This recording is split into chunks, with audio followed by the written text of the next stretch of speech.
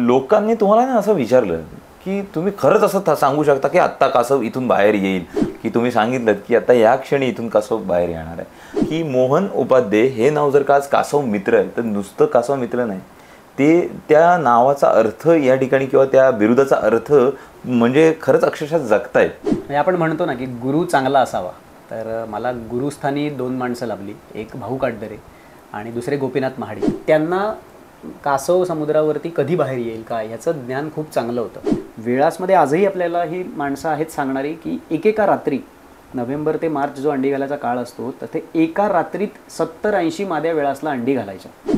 300-400 माद्या जर किनाऱ्यावरती 5 महिन्यात येत असतील, म्हणजे हा आकडा खूपच कमी सांगतोय मी, कारण एका रात्रीत 70 5 महिन्याचे दिवस काउंट करायचेत आपल्याला.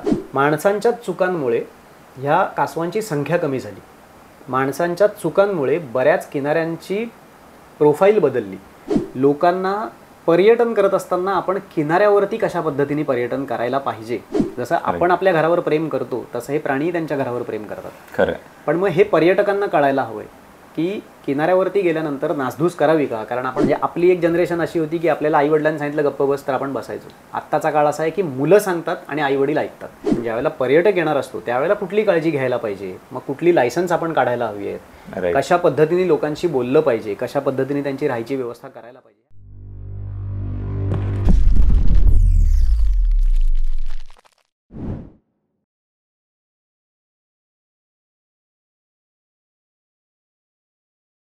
नमस्कार, पुन्हा एकदा शिखरच्या ह्या नवीन एपिसोडमध्ये तुमच्या सगळ्यांचं स्वागत आहे.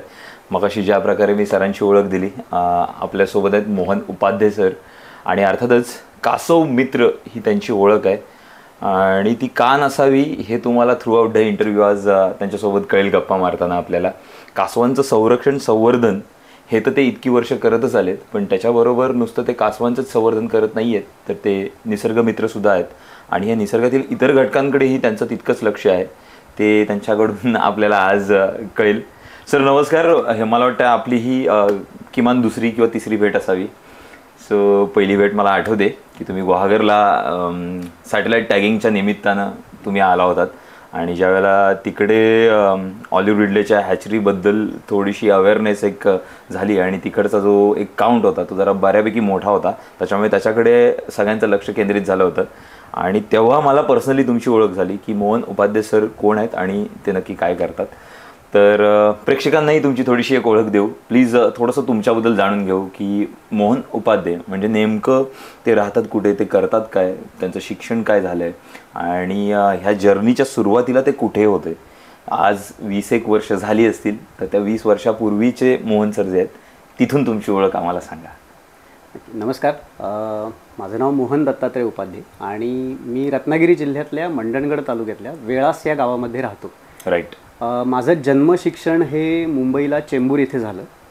मुंबईला कंटाळून मी 2000 साली मुंबई सोडली आणि मग माझ्या गावात शेतीवाडी करायची आणि इथेच राहायचं असं मी ठरवलं होतं. आणि त्याप्रमाणे 2000 साली मी मुंबई सोडली, इकडे आलो आणि शेतीवाडी करत होतो.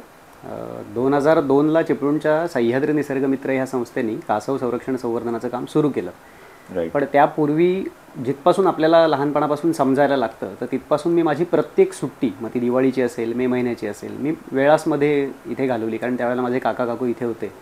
आणि त्याच्यामुळे इथली आवड किंवा इथली ओढ ही सारखी वाढत गेली की आल्यानंतर बागेत काम करा, मग मे महिना असेल तर आंबे फणस काजू खा, तर त्याच्यामुळे इथेच राहायचं ही आवड पहिल्यापासून होती. आणि संधी मिळाल्यानंतर मग संधीचं सोनं का करू नये म्हणून मग मुंबई सोडली, इथे आलो. आणि 2002 साली संस्थेने जेव्हा हे काम सुरू केलं तर तेव्हा माझ्या फक्त कानावरती होतं की एक चिपळूणची संस्था आहे, काही माणसं येतात, कारण मी त्यावेळेला माझी गुरं होती, दुधाचा व्यवसाय होता. तर साधारण त्यावेळेला तुमचं वय काय होतं, तुम्ही सगळं मुंबईतून सोडून आलात त्यावेळेला? माझं 26 वर्ष वय होतं. आणि तेव्हा माझ्याकडे गुरं असल्यामुळे मी त्यांना चरायला न्यायचो.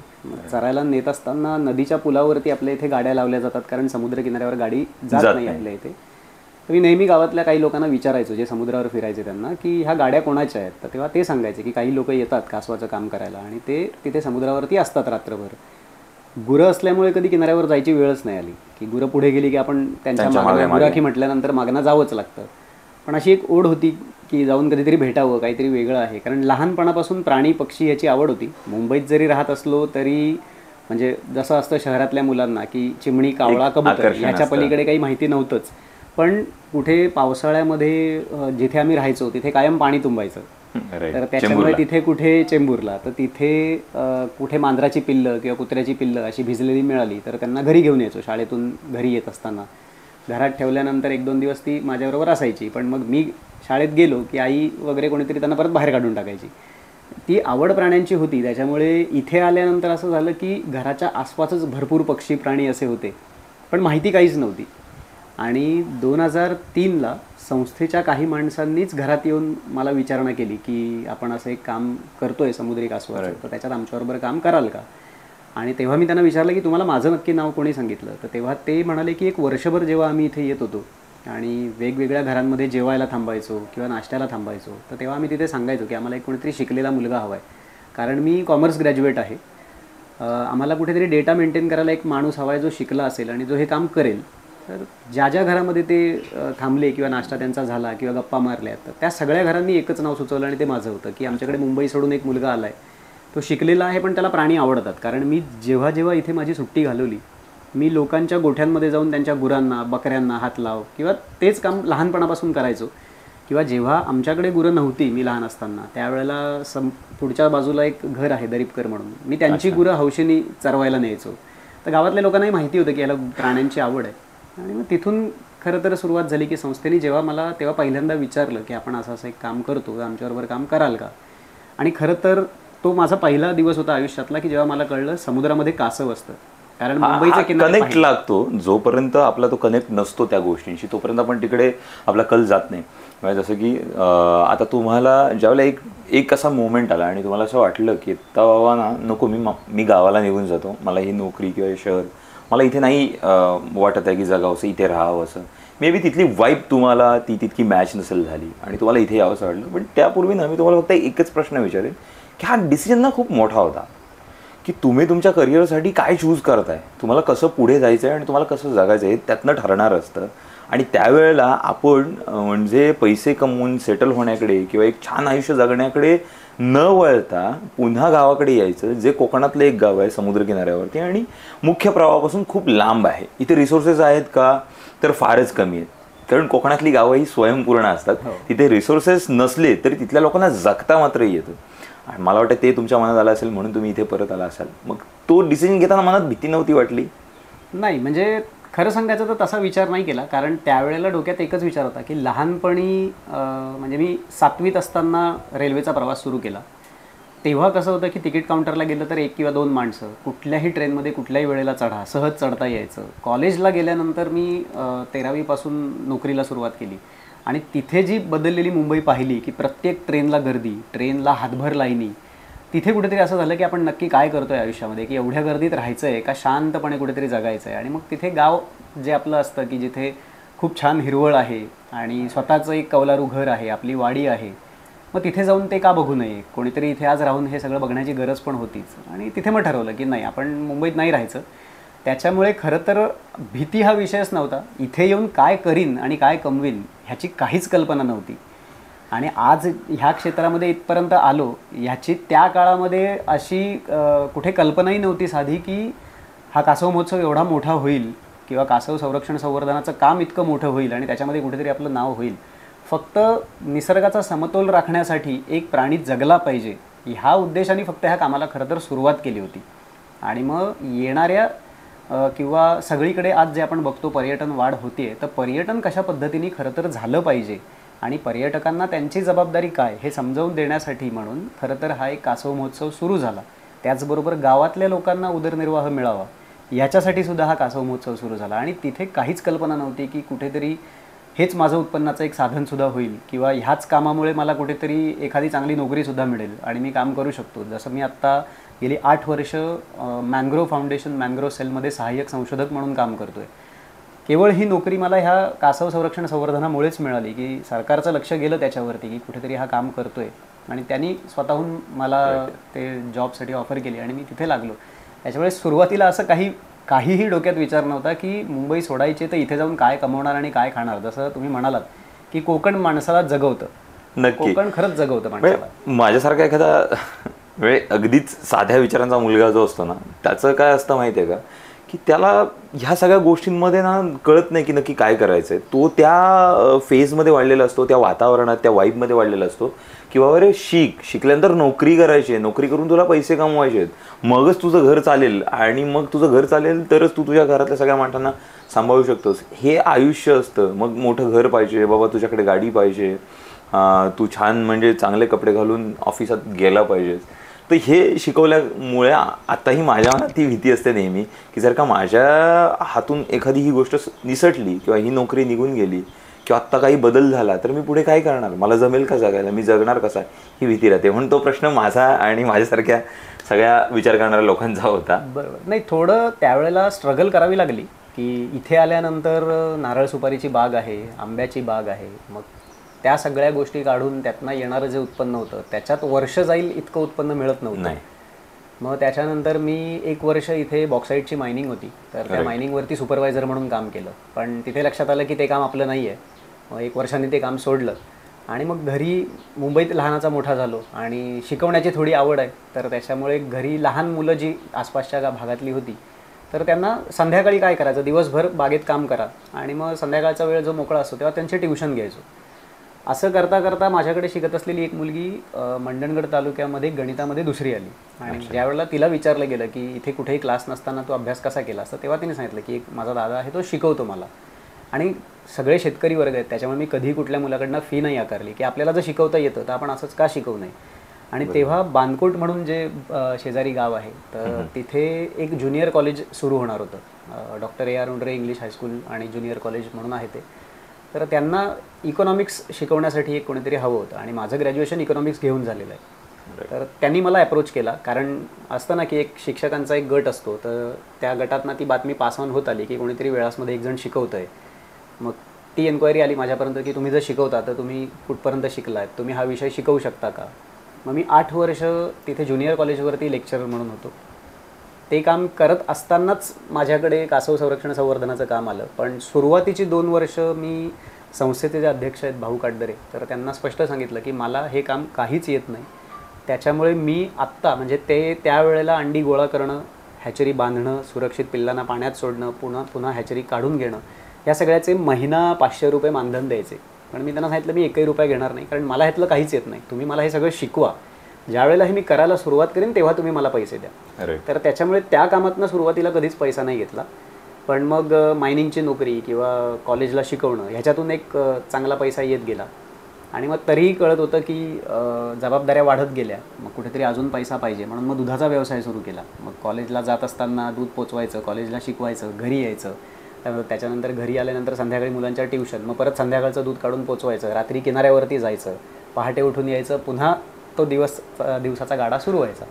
ही सगळी स्ट्रगल केल्यानंतर एक दिवस असा आपल्या आयुष्यात येतो की कुठेतरी चांगलं काम होतं. पण 2014 साली असं झालं की काही स्थानिक लोकांना ते काम खटकलं, कारण गावामध्ये कासव महोत्सव सुरू झाला, होमस्टे सुरू झाले आणि लोकांना इन्कम सुरू झालं. मग तिथे असं असतं की स्थानिक पुढाऱ्याचं कोणी जर ऐकत नसेल तर त्याला तो बाहेरून आलेला माणूस, म्हणजे म्हणतात ना आपल्याकडे की काना मागून आला आणि तिखट झाला, तर तसं थोडंसं झालं आणि मग त्यांनी माझ्या कामाला विरोध केला आणि 2014 साली माझं वेळासमधलं काम थांबवलं गेलं. आणि त्याच वेळेला सरकारचं एक कांदळवन कक्ष जे आहे तर त्यांचं एक GIZ मॅनग्रोव्ह सेलचा एक प्रोजेक्ट होता बायोडायव्हर्सिटीचा. तर तिथे त्यांना कुठेतरी असं काम करायला एक लोकल माणूस हवा होता आणि त्यांचं एक म्हणजे त्यांचा एक अभ्यास दौरा त्यावेळेला वेळासला होता आणि शाळेमध्ये प्रेझेंटेशन झालं. ते प्रेझेंटेशन करायची संधी संस्थेने मला दिली. ते प्रेझेंटेशन त्यांना आवडलं आणि त्यांनी मला जॉब ऑफर केला की आपले इंटरव्ह्यू होतील, तुम्ही अप्लाय करा, आणि तिथे मी सिलेक्ट झालो आणि ही सुरुवात झाली. नाही म्हणजे आता मी का थांबवलं तुम्हाला सांगतो.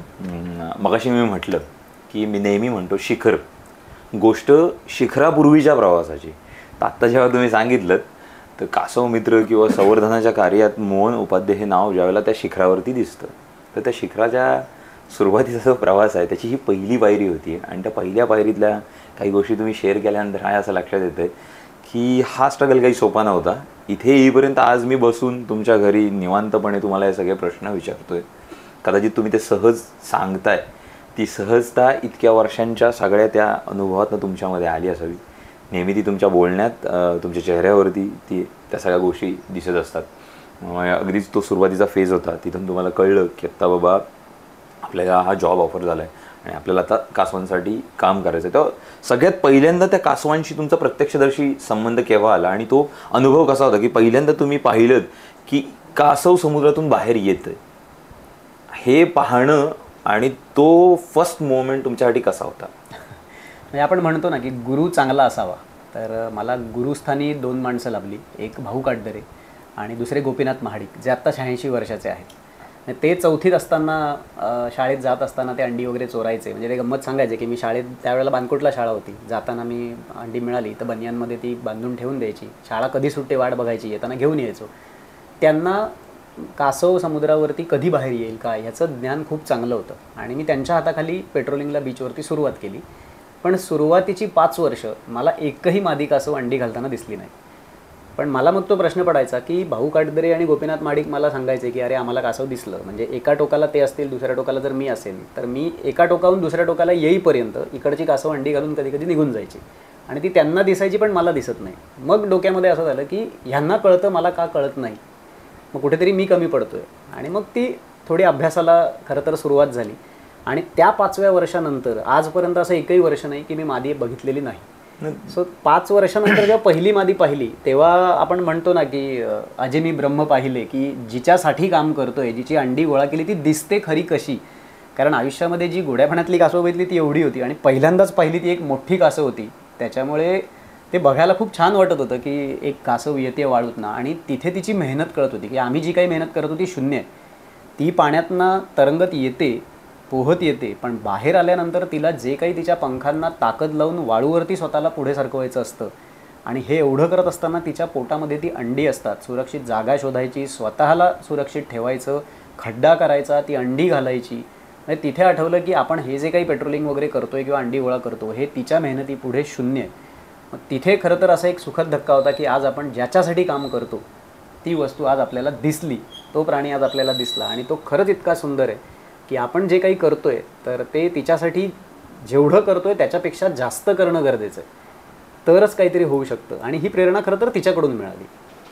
ग्रेट. म्हणजे हा अनुभव ऐकताना आत्ता तरी म्हणजे मला तरी असं वाटतं की माझ्या अंगावरती थोडासा काटा आला गुजबम्स आणि म्हणलं कसं पाहिलं असेल, कारण तुमच्यासाठी कासव काय आहे हे तुमच्या प्रत्येक भेटीत जाणवून येतं आणि इनफॅक्ट तुमच्या घरामध्ये ज्यावेळेला आपण पायी ठेवतो त्यावेळेलाच लक्षात येतं की तुम्ही कासवांसाठी किती पॅशनेट आहात किंवा ती कासवं तुमच्यासाठी काय आहेत. सो तो पहिला मोमेंट होता. त्याच्यानंतर आता तुम्ही 2-4 गोष्टी ह्याच्यामध्ये ज्या सांगितल्यात त्या मला प्रकर्षाने इथे म्हणजे सांगाव्याशा वाटतील की गुरुच्या बाबतीत तुम्ही सांगितलं ती लर्निंग एक प्रोसेस असते की मला जर का नाही येत आहे तर ते स्वतःहून शिकण्याकडे आपला कल जास्ती असला पाहिजे. जर आपण तसं नाही केलं तर कदाचित आपण त्या प्रवाहामध्ये पार पुढे नाही जाऊ शकणार. जेवढं आपल्यापाशी आहे तिथेच आपण राहू. तर आपल्याला ते मिळवणं गरजेचं असतं की जे आपल्यापाशी नाही आहे आणि तुम्ही ते मिळवलं तर थोडं पुढे वळूया. मग ती कासवं, मला फक्त एक याच्यामध्ये गोष्ट इथे मेन्शन करा की डिपार्टमेंटला, प्रशासनाला हे कधी कळलं की बाबा ह्या कासवांवरती आपल्याला काम करणं गरजेचं आहे, ती खूप वेगाने एक्सटिंक्ट होण्याच्या मार्गाकडे आहेत किंवा ती संपतील एक दिवस आणि त्याचा फार मोठा दुष्परिणाम आपल्याला भोगावा लागू शकतो. कारण समुद्राचं असं एक आयुष्य असतं, त्याची अशी एक बायोडायव्हर्सिटी आहे. ते जगले, ते छान राहिले तरच कदाचित मानवी आयुष्य त्याच्यावरती जे डिपेंड असेल तर ते तितकं छान राहू शकेल. हे कधी कळलं डिपार्टमेंटला? तसं तर 2002ला जेव्हा काम सुरू झालं तर त्यावेळेला वनविभागाच्या परवानगीनेच हे काम सुरू झालेलं होतं. पण त्यावेळेला प्रश्न असा होता की आपण नावातच सगळं काही आहे, वनविभाग म्हटल्यानंतर ते जंगलात काम करतं, त्यांना किनाऱ्यावरची साधन संपत्ती किंवा किनाऱ्यावरचे प्राणी पक्षी याच्याबद्दल माहिती नव्हती फारशी.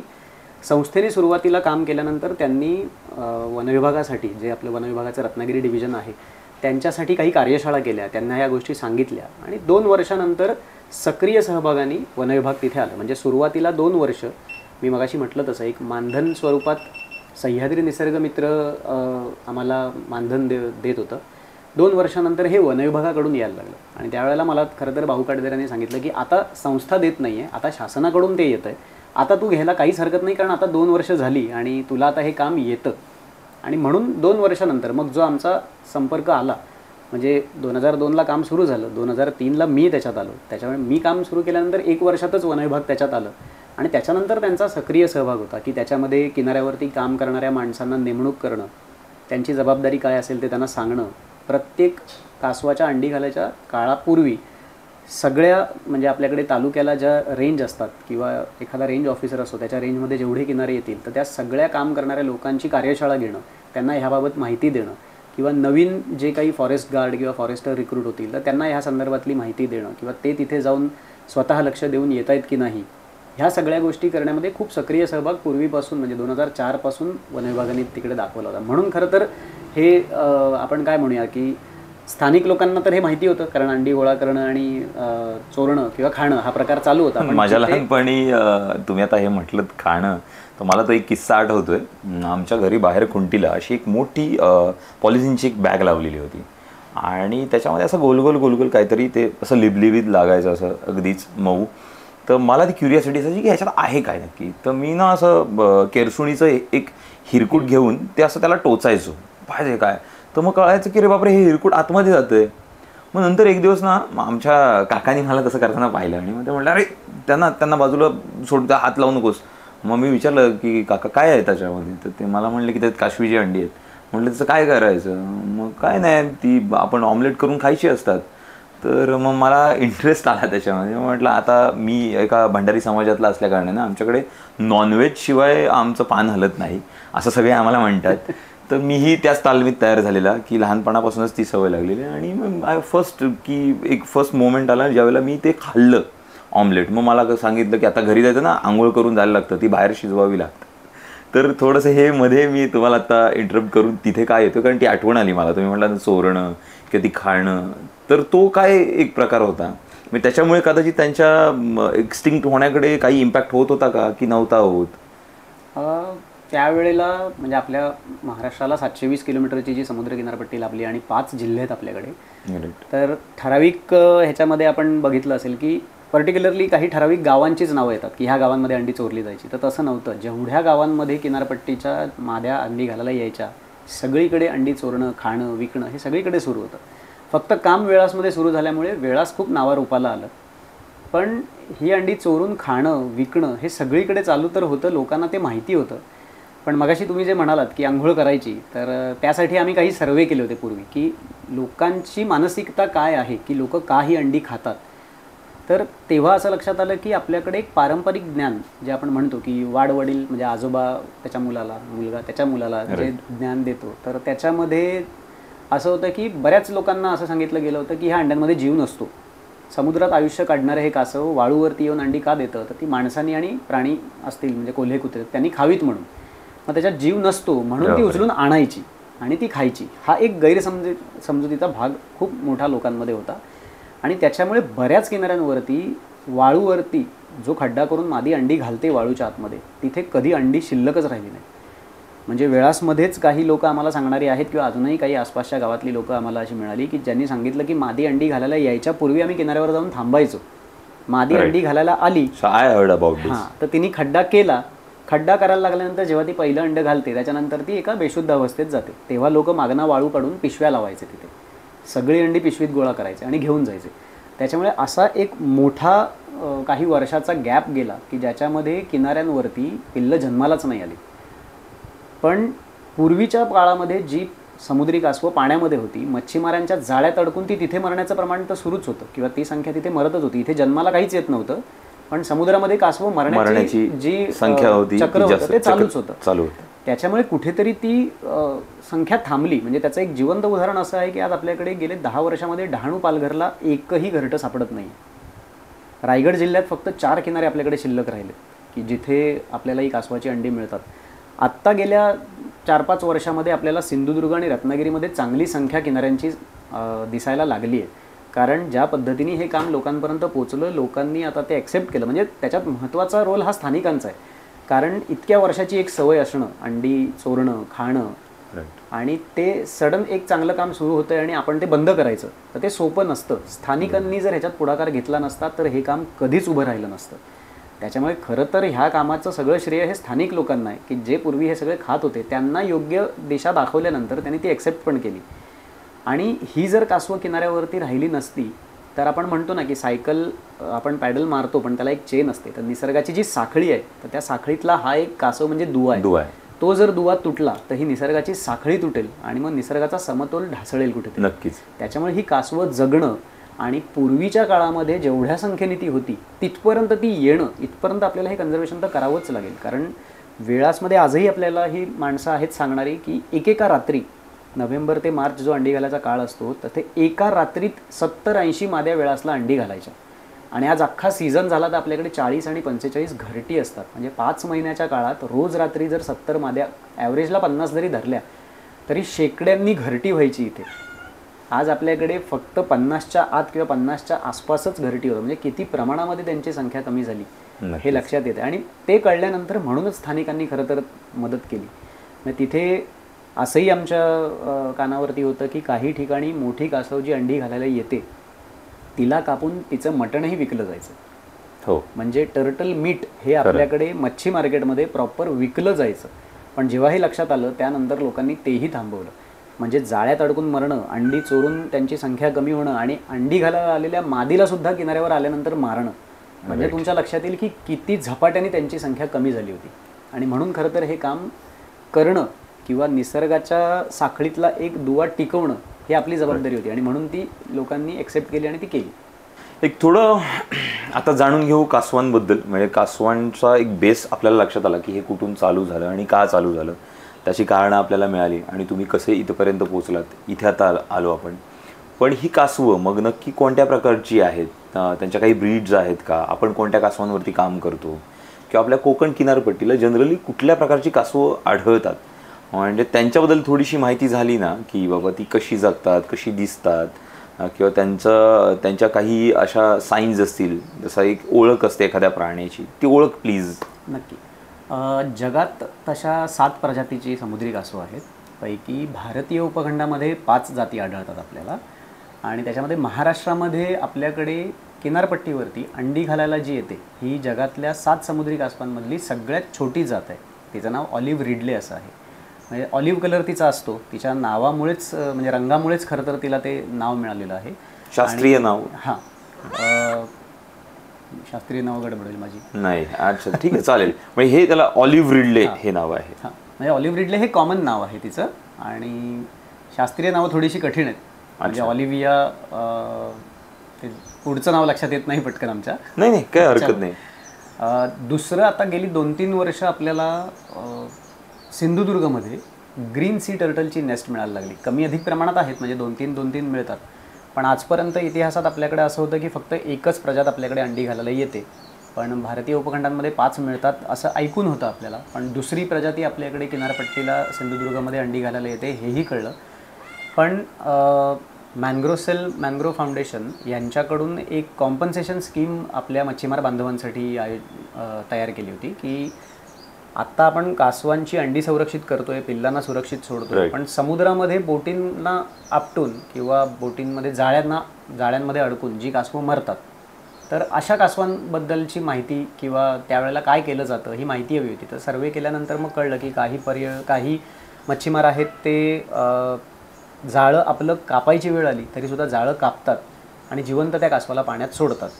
पण मग त्यावेळेला त्या मच्छीमाराला मिळालेले त्याचे मासेही जाळ्यातून निघून जातात, किंवा जाळं जर फाटलं त्याने ते कापलं तर ते त्याला परत पाण्यात टाकून मच्छीमारी करता येत नाही. बरोबर. मग अशावेळेला त्याचं जे नुकसान आहे तर ते नुकसान होऊ नये आणि कासवं वाचावीत याच्यासाठी एक कॉम्पन्सेशन स्कीम तयार करून ती लॉन्च केली. त्याच्यामध्ये मॅक्सिमम 25,000 रुपयापर्यंत नुकसान भरपाई आत्ता आपण त्यांना शासनामार्फत देतो. पण तिथे आपल्यासाठी एक कोळी बांधवांची टीम पाण्यात काम करायला लागली. त्यांच्या जाळ्यात अडकलेल्या ह्या कासवांचे फोटो, व्हिडिओ हे आपल्याला डॉक्युमेंट यायला लागले. आणि तिथे 5ही प्रजातीची कासवं आपल्या किनारपट्टीला खाण्याच्या शोधात किंवा पोहायला येतात. याच्यावरून ते आपल्याला कळलं. मग त्याच्यामध्ये लेदरबॅक असेल, हॉक्सबिल असेल किंवा लॉगरहेड असेल, ही सुद्धा 3 प्रजाती ज्या आपल्या इथे अंडी घालायला येत नाहीत पण त्या आपल्या किनारपट्टींना, खाड्यांना आपल्या इकडे पोहतात, खाण्याच्या शोधात येतात, हे आपल्या लक्षात आलं. तर त्याच्यापैकी पर्टिक्युलरली आत्ता आपण ऑलिव्ह रिडलेवरती जास्त काम करतोय.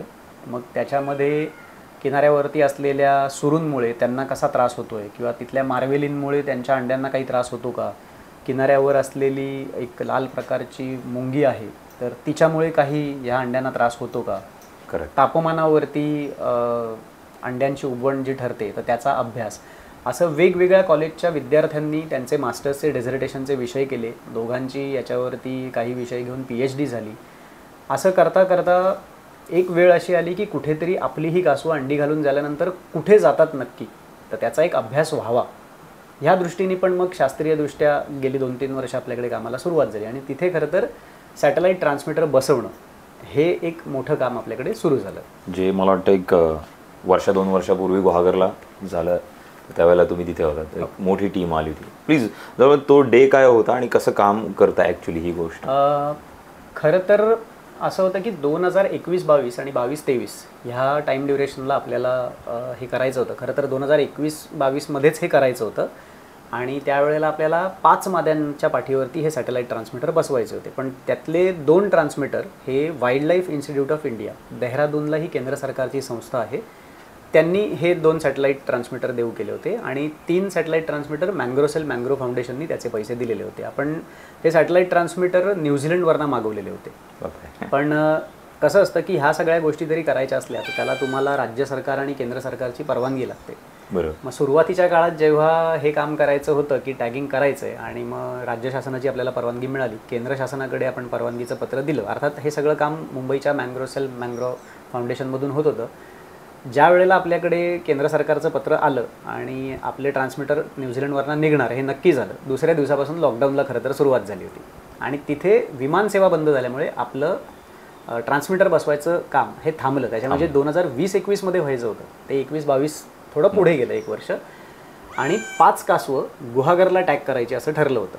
पण गेली इतके वर्ष आपण म्हणजे मी वेळासमध्ये काम करतो आहे किंवा समुद्री कासव संरक्षण संवर्धनाचं काम वेळासमध्ये सुरू झालं आणि मी स्वतः कॉमर्सचा विद्यार्थी असल्यामुळे माझ्याकडे मी जो डेटा मेंटेन केलेला होता तर त्याच्यात माझ्या हे अगदी कन्फर्म होतं की ठराविक तारखांना एक कासव इथे येऊन त्या तारखेला बरोबर अंडी घालते. म्हणजे त्या तारखांबद्दल बोलायचं झालं तर मी समुद्राकडे तोंड करून पाण्याकडे उभा राहिलो तर एका ठराविक तारखेची कासव ही बरोबर माझ्या डाव्या बाजूलाच येऊन अंडी घालते आणि एक आहे ती माझ्या उजव्या बाजूलाच येऊन अंडी घालते.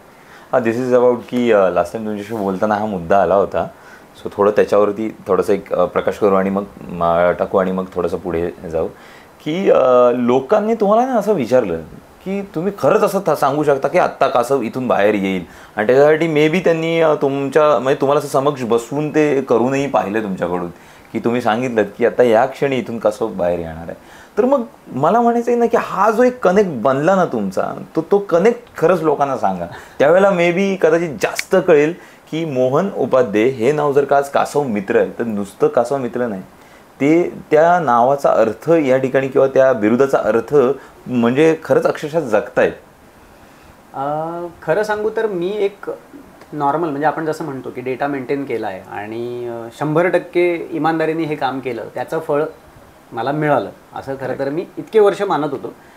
पण 1-2 वर्षापूर्वी ह्या विचारसरणीला थोडीशी वेगळी कलाटणी मिळाली. म्हणजे माझ्याकडे माझा होमस्टे असल्यामुळे माझ्याकडे एक कुटुंब आलं होतं राहायला आणि ते खूप चांगले ज्योतिषी आहेत आणि गप्पा मारताना त्यांनी जसं तुम्ही मला माहिती विचारलीत की मग तू पूर्वी काय करत होतास काय नाही, तर मी त्यांना सगळं हे सांगितलं आणि मग तिथे त्यांनी त्यांची काही गणितं मांडली आणि त्यांनी मला सांगायला सुरुवात केलं की हे तू ठरवलेलं नाही आहेस, तुला ह्या कामासाठी जन्माला घातलं आणि इथे आणलेलं आहे.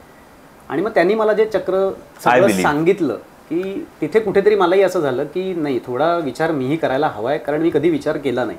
आणि ते गणित असं होतं की ते म्हणाले तू विचार कर, तू मुंबईत राहायला होतास, लॅविश लाईफ होतं, ग्रॅज्युएशन झालं, तू मुंबई सोडली, तू इथे आलास, म्हणजे अख्ख्या किनारपट्टीच्या गावांमध्ये तुझं गाव हे वेळासच असावं.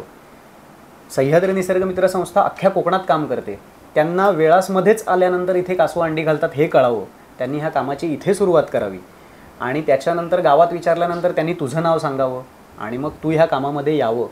म्हणजे इथपर्यंत म्हणाले हे सगळं ठीक होतं. पण ह्या सगळ्या गोष्टींबरोबर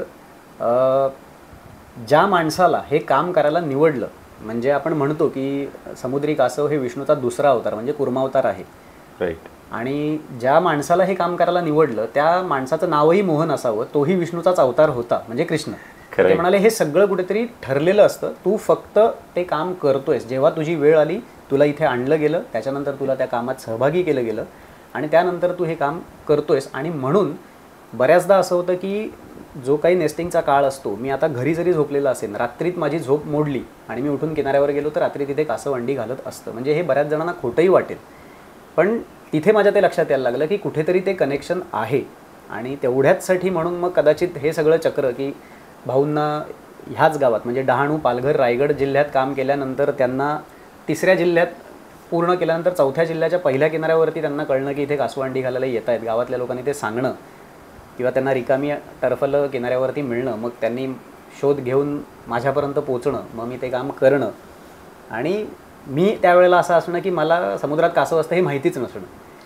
आणि मग एकदम त्या कामात पडायचं आणि हे सगळं व्हायचं. आणि आपल्याकडे कासव महोत्सव असताना आपण एक डॉक्युमेंटरी सह्याद्री निसर्गमित्रची आहे ती दाखवतो आणि त्याच्यानंतर माहिती देतो. तर त्यावेळेला म्हणजे एका स्टेजनंतर मला हे रिअलाईज व्हायला लागलं की ठराविक गोष्टींमध्ये बदल झाल्यानंतर मला अंदाज येतो किंवा एक वाईब्स येतात की आता कासव येईल.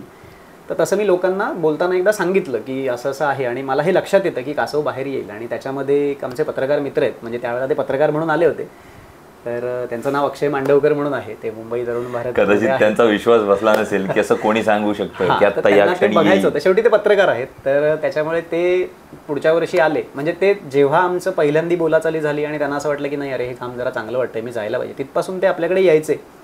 पण ते इतके कनेक्ट ह्या कामाशी तेही झालेले नव्हते. जेव्हा त्यांनी माझं हे डॉक्युमेंटरी आणि त्याच्यानंतर जी माहिती ऐकली, डॉक्युमेंटरी झाल्यानंतर ते मला म्हणाले की तुम्ही मगाशी सांगताना सांगितलं की तुम्हाला कासव बाहेर येईल हे कळतं, तर मला हे बघायचं आहे म्हणाले. आणि मग एक वर्ष ते वेळासला आले. वेळासला असंच आम्ही किनाऱ्यावरती गप्पा मारत होतो आणि वाऱ्याची दिशा बदलल्यानंतर मग मी त्यांना सांगितलं की आता म्हटलं थोड्या वेळात एक कासव येईल. आणि थोड्या वेळानंतर कासव आलं, तिने अंडी घातली. तर थोडंसं असं असतं ना की कावळा बसायला फांदी मोडायला. पुढच्या वर्षी ते आंजरल्यात आले मला भेटायला. आम्ही तेव्हाही असंच समुद्रकिनाऱ्यावरती बसून गप्पा मारत होतो आणि अचानक वाईब झाले. आम्ही त्याला म्हटलं आता कासव येईल. 15 मिनिटानंतर कासव आलं, त्याने अंडी घातली. आणि तिथे त्यांच्या लक्षात आलं की हा सांगतो आणि कासव येतं. आणि तीच गोष्ट ज्या वेळेला आमच्या ऑफिसमध्ये आम्ही सांगायचो की असं असं मला कळतं कासव येतं वगैरे, तर आमच्या ऑफिसमध्ये सगळा स्टाफ आहे तो वेल क्वालिफाईड आहे, की PhD झालेले आहेत, वेगवेगळ्या क्षेत्रात खूप चांगलं कामं केलेली माणसं आहेत. तर त्यांना ते कधी लक्षात नाही आलं. खरं. पण ज्या वेळेला पहिलं टॅगिंग वेळासला करायचं ठरलं, कारण मी सांगत होतो की माझ्याकडे डेटा आहे, आपण इथे करूया टॅगिंग.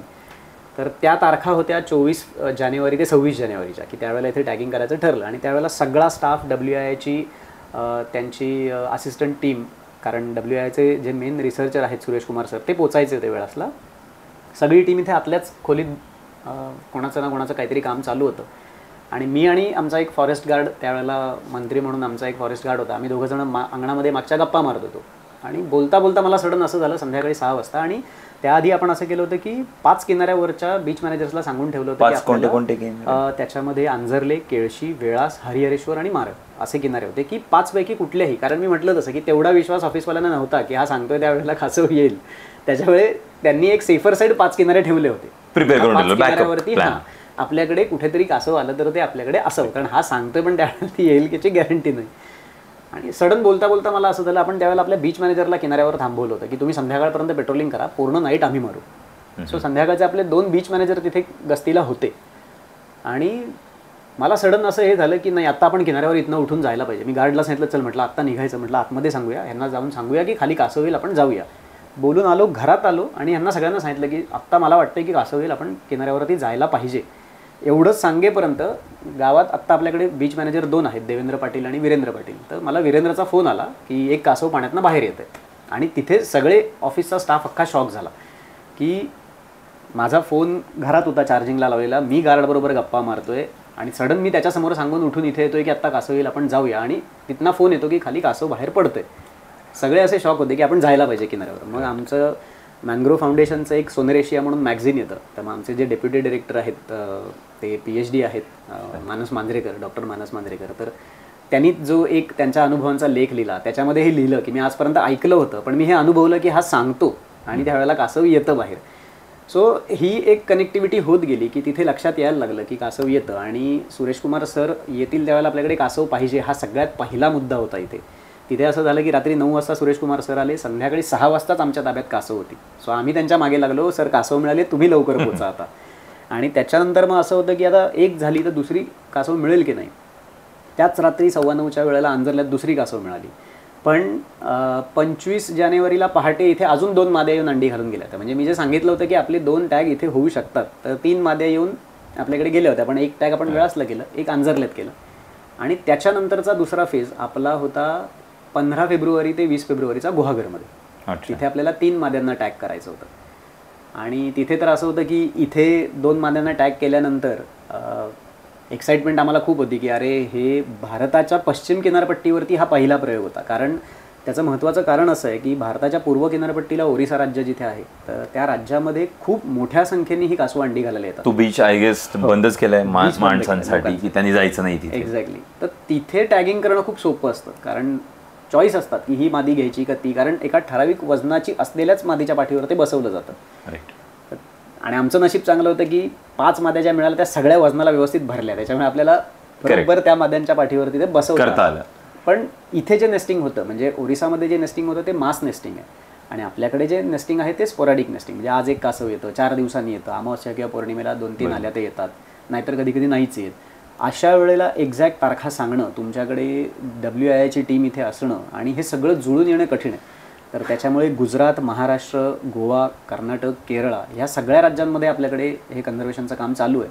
पण त्यांनी कधी हा विचार माझ्या माहितीप्रमाणे तरी केला नाही की आपण टॅगिंग करायला पाहिजे, कारण शुअर नाही की कासव त्यावेळेला मिळेल की नाही. आम्ही म्हणतात तसं एक रिस्क उचलली होती की आपण करून बघूया, कारण जर आहेत तारखा तर का करायच्या नाहीत. आणि अर्थात याच्यात सगळ्यात मोठा पाठिंबा हा शासनाचा.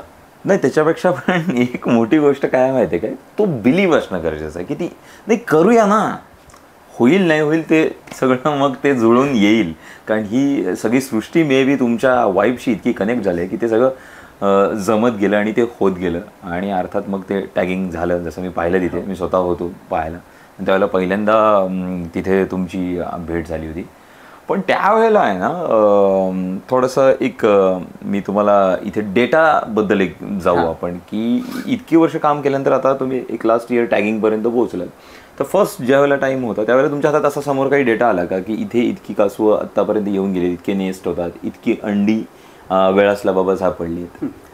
म्हणजे सह्याद्री निसर्ग मित्र ह्या संस्थेबरोबर काम केलं ना, तर NGOचं काम कसं असतं की जे काही आहे ते एक ओपन बोर्ड असतो, की त्यांची वेबसाईट होती त्यावेळेला आपण किती घरटी सापडली, किती पिल्लं सोडली हे त्यांच्या वेबसाईटवरती डिस्प्ले करायचं. इन विच इयर हे सगळं 2006 नंतर, कारण 2006ला आपण पहिला महोत्सव केला होता वेळासमध्ये, कासव महोत्सव केला होता.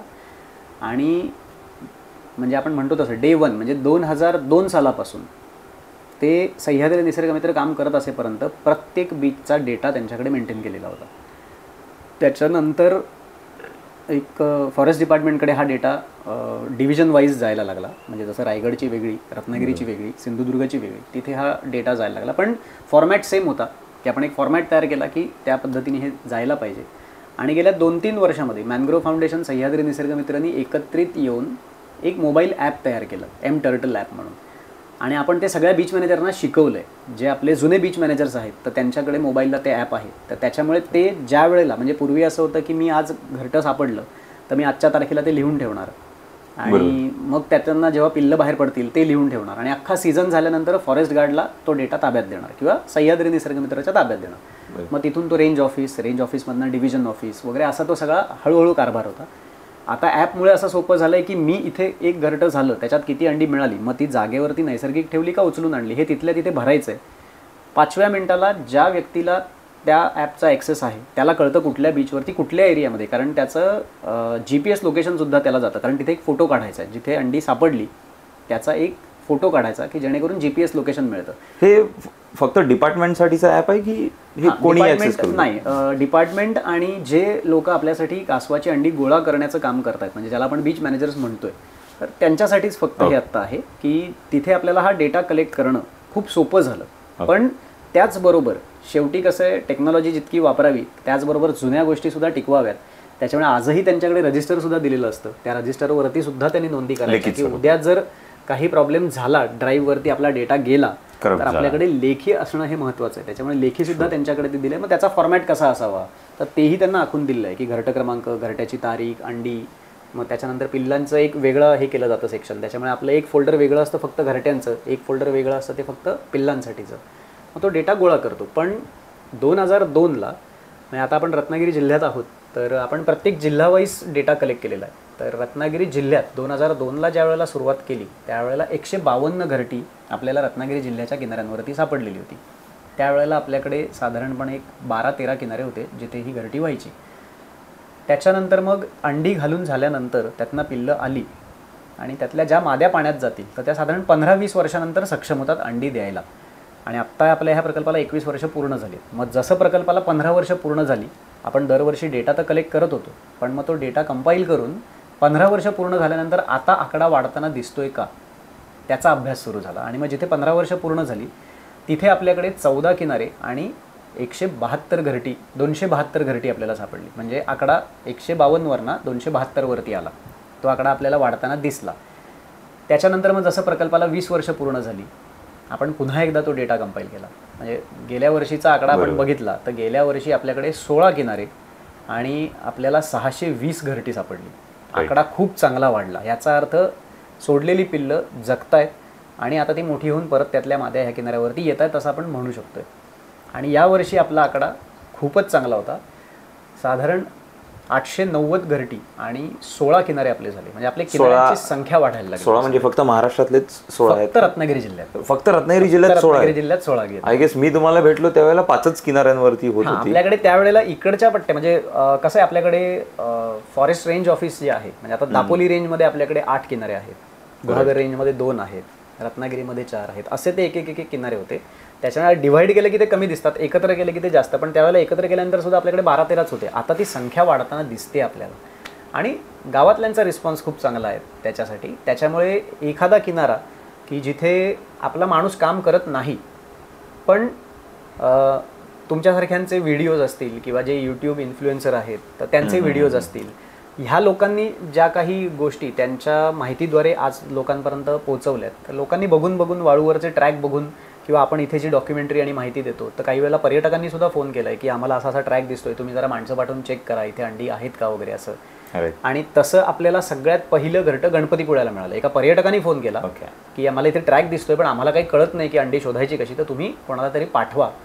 मग मॅनग्रोव्ह फाउंडेशनचं रत्नागिरीत ऑफिस आहे, तिथनं 2 मुलं पाठवली. त्यांनाही ते ओळखता येत नव्हतं. मग व्हिडिओ कॉलवरती ते ओळखलं की कुठे आहे. मग लक्षात आलं की इथे कासव अंडी घालतंय. तुम्ही गाईड केलं त्यांना व्हिडिओ कॉल? त्यांनी व्हिडिओ कॉल केला होता आणि मग आपण त्यांना सांगितलं की कुठपर्यंत जायचंय शोधत, काय करायचंय. तर त्यावेळेला तिथे अंडी सापडली नाहीत आपल्याला. पण त्याच्यानंतर एक ट्रॅक मिळाला, तर तो ट्रॅक नंतर एक शहाळ्याचा स्टॉल होता, त्याच्या खाली तो गायब झाला होता. आणि ज्यावेळेला त्याचा उबवणीचा काळ त्या घरट्याचा पूर्ण झाला, तिथनं अचानक पिल्लं बाहेर आली. आणि तेव्हा लक्षात आलं की शहाळ्याच्या स्टॉलच्या खाली जाऊन मादीने अंडी घातलेली होती.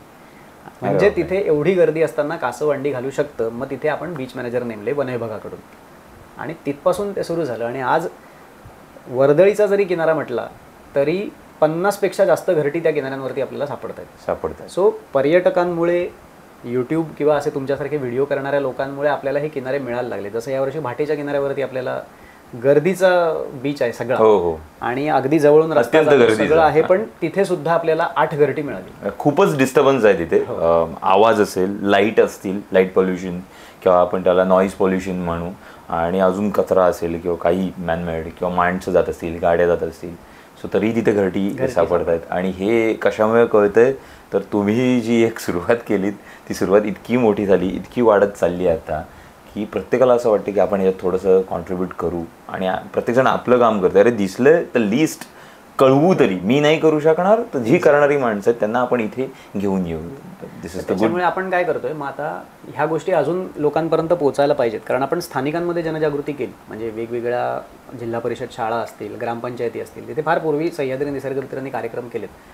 आता मॅनग्रोव्ह फाउंडेशनकडून अख्ख्या महाराष्ट्रामध्ये पावसाळ्याच्या सीझनमध्ये मी हे अवेअरनेसचे प्रोग्राम करतो. कारण स्थानिक लोकांना माहिती आहेत ह्या गोष्टी आता. कारण म्हणजे आमच्यासारखा माणूस खूप लहान आहे. जुनी जाणती लोक जी आहेत त्यांनी तर खूप वेगवेगळी कासवं, वेगवेगळ्या गोष्टी, त्यांच्याकडे वेगवेगळ्या गोष्टी असतील.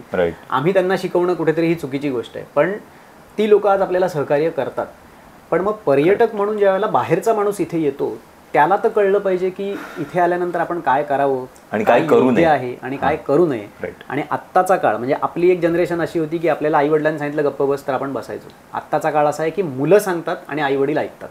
त्याच्याचमुळे आपण शाळा आणि महाविद्यालयांमध्ये कार्यक्रम करतो की त्यांना किनाऱ्यावरती आल्यानंतर तुमची जबाबदारी काय असेल. म्हणजे खरं तर कासव महोत्सव हा थोडासा लोकांना असा वाटतो की एक फक्त पिल्लं काहीतरी लॅविश आहे, काहीतरी मोठं करायचंय किंवा आपल्याला काहीतरी करायचं ह्या उद्देशाने आणली, ती ठेवली किनाऱ्यावरती आणि सोडली, कासव महोत्सव झाला. तर मुळात त्याच्या मागचा उद्देश हा कधीच असा नव्हता. लोकांना ह्या प्राण्याबद्दल माहिती कळावी, लोकांना पर्यटन करत असताना आपण किनाऱ्यावरती कशा पद्धतीने पर्यटन करायला पाहिजे. म्हणजे आता किनाऱ्यावरती आज गुहागरसुद्धा एक किनारा असा आहे की जिथे किनाऱ्यावरती स्टॉल आहेत, किनाऱ्यावरती सँडबाईक्स असतील, घोडागाडी असतील, पण तो पूर्ण 6 किलोमीटरच्या किनाऱ्यावर लोकांनी केलेलं नाही आहे. म्हणजे लोकांना आपली जबाबदारी माहिती आहे की आम्ही हा एक ठराविक भाग घेतला आहे, कारण बाकीचा किनारा हे कुठल्या तरी प्राण्याचं घर आहे. जसं आपण आपल्या घरावर प्रेम करतो तसं हे प्राणी त्यांच्या घरावर प्रेम करतात. खरं. पण मग हे पर्यटकांना कळायला हवंय की किनाऱ्यावरती गेल्यानंतर नासधूस करावी का. कारण आपण बरेच असे पर्यटक बरेच किनारेही पाहिलेत की जिथे आपल्या स्वतःच्या गाड्या घेऊन जातात, आणि ज्यावेळेला अशा गाड्या किनाऱ्यावर फिरतात तो बीच हार्ड होतो, ती सँड दबली जाते, वाळू दबते, ज्याच्यामुळे मादीला अंडी नाही घालतायत.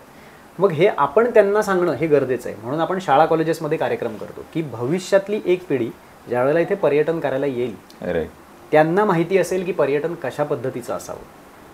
त्याच्यामुळे खरं तर हे शाळा महाविद्यालयांमध्ये अख्ख्या महाराष्ट्रात आपण हे कार्यक्रम करतो.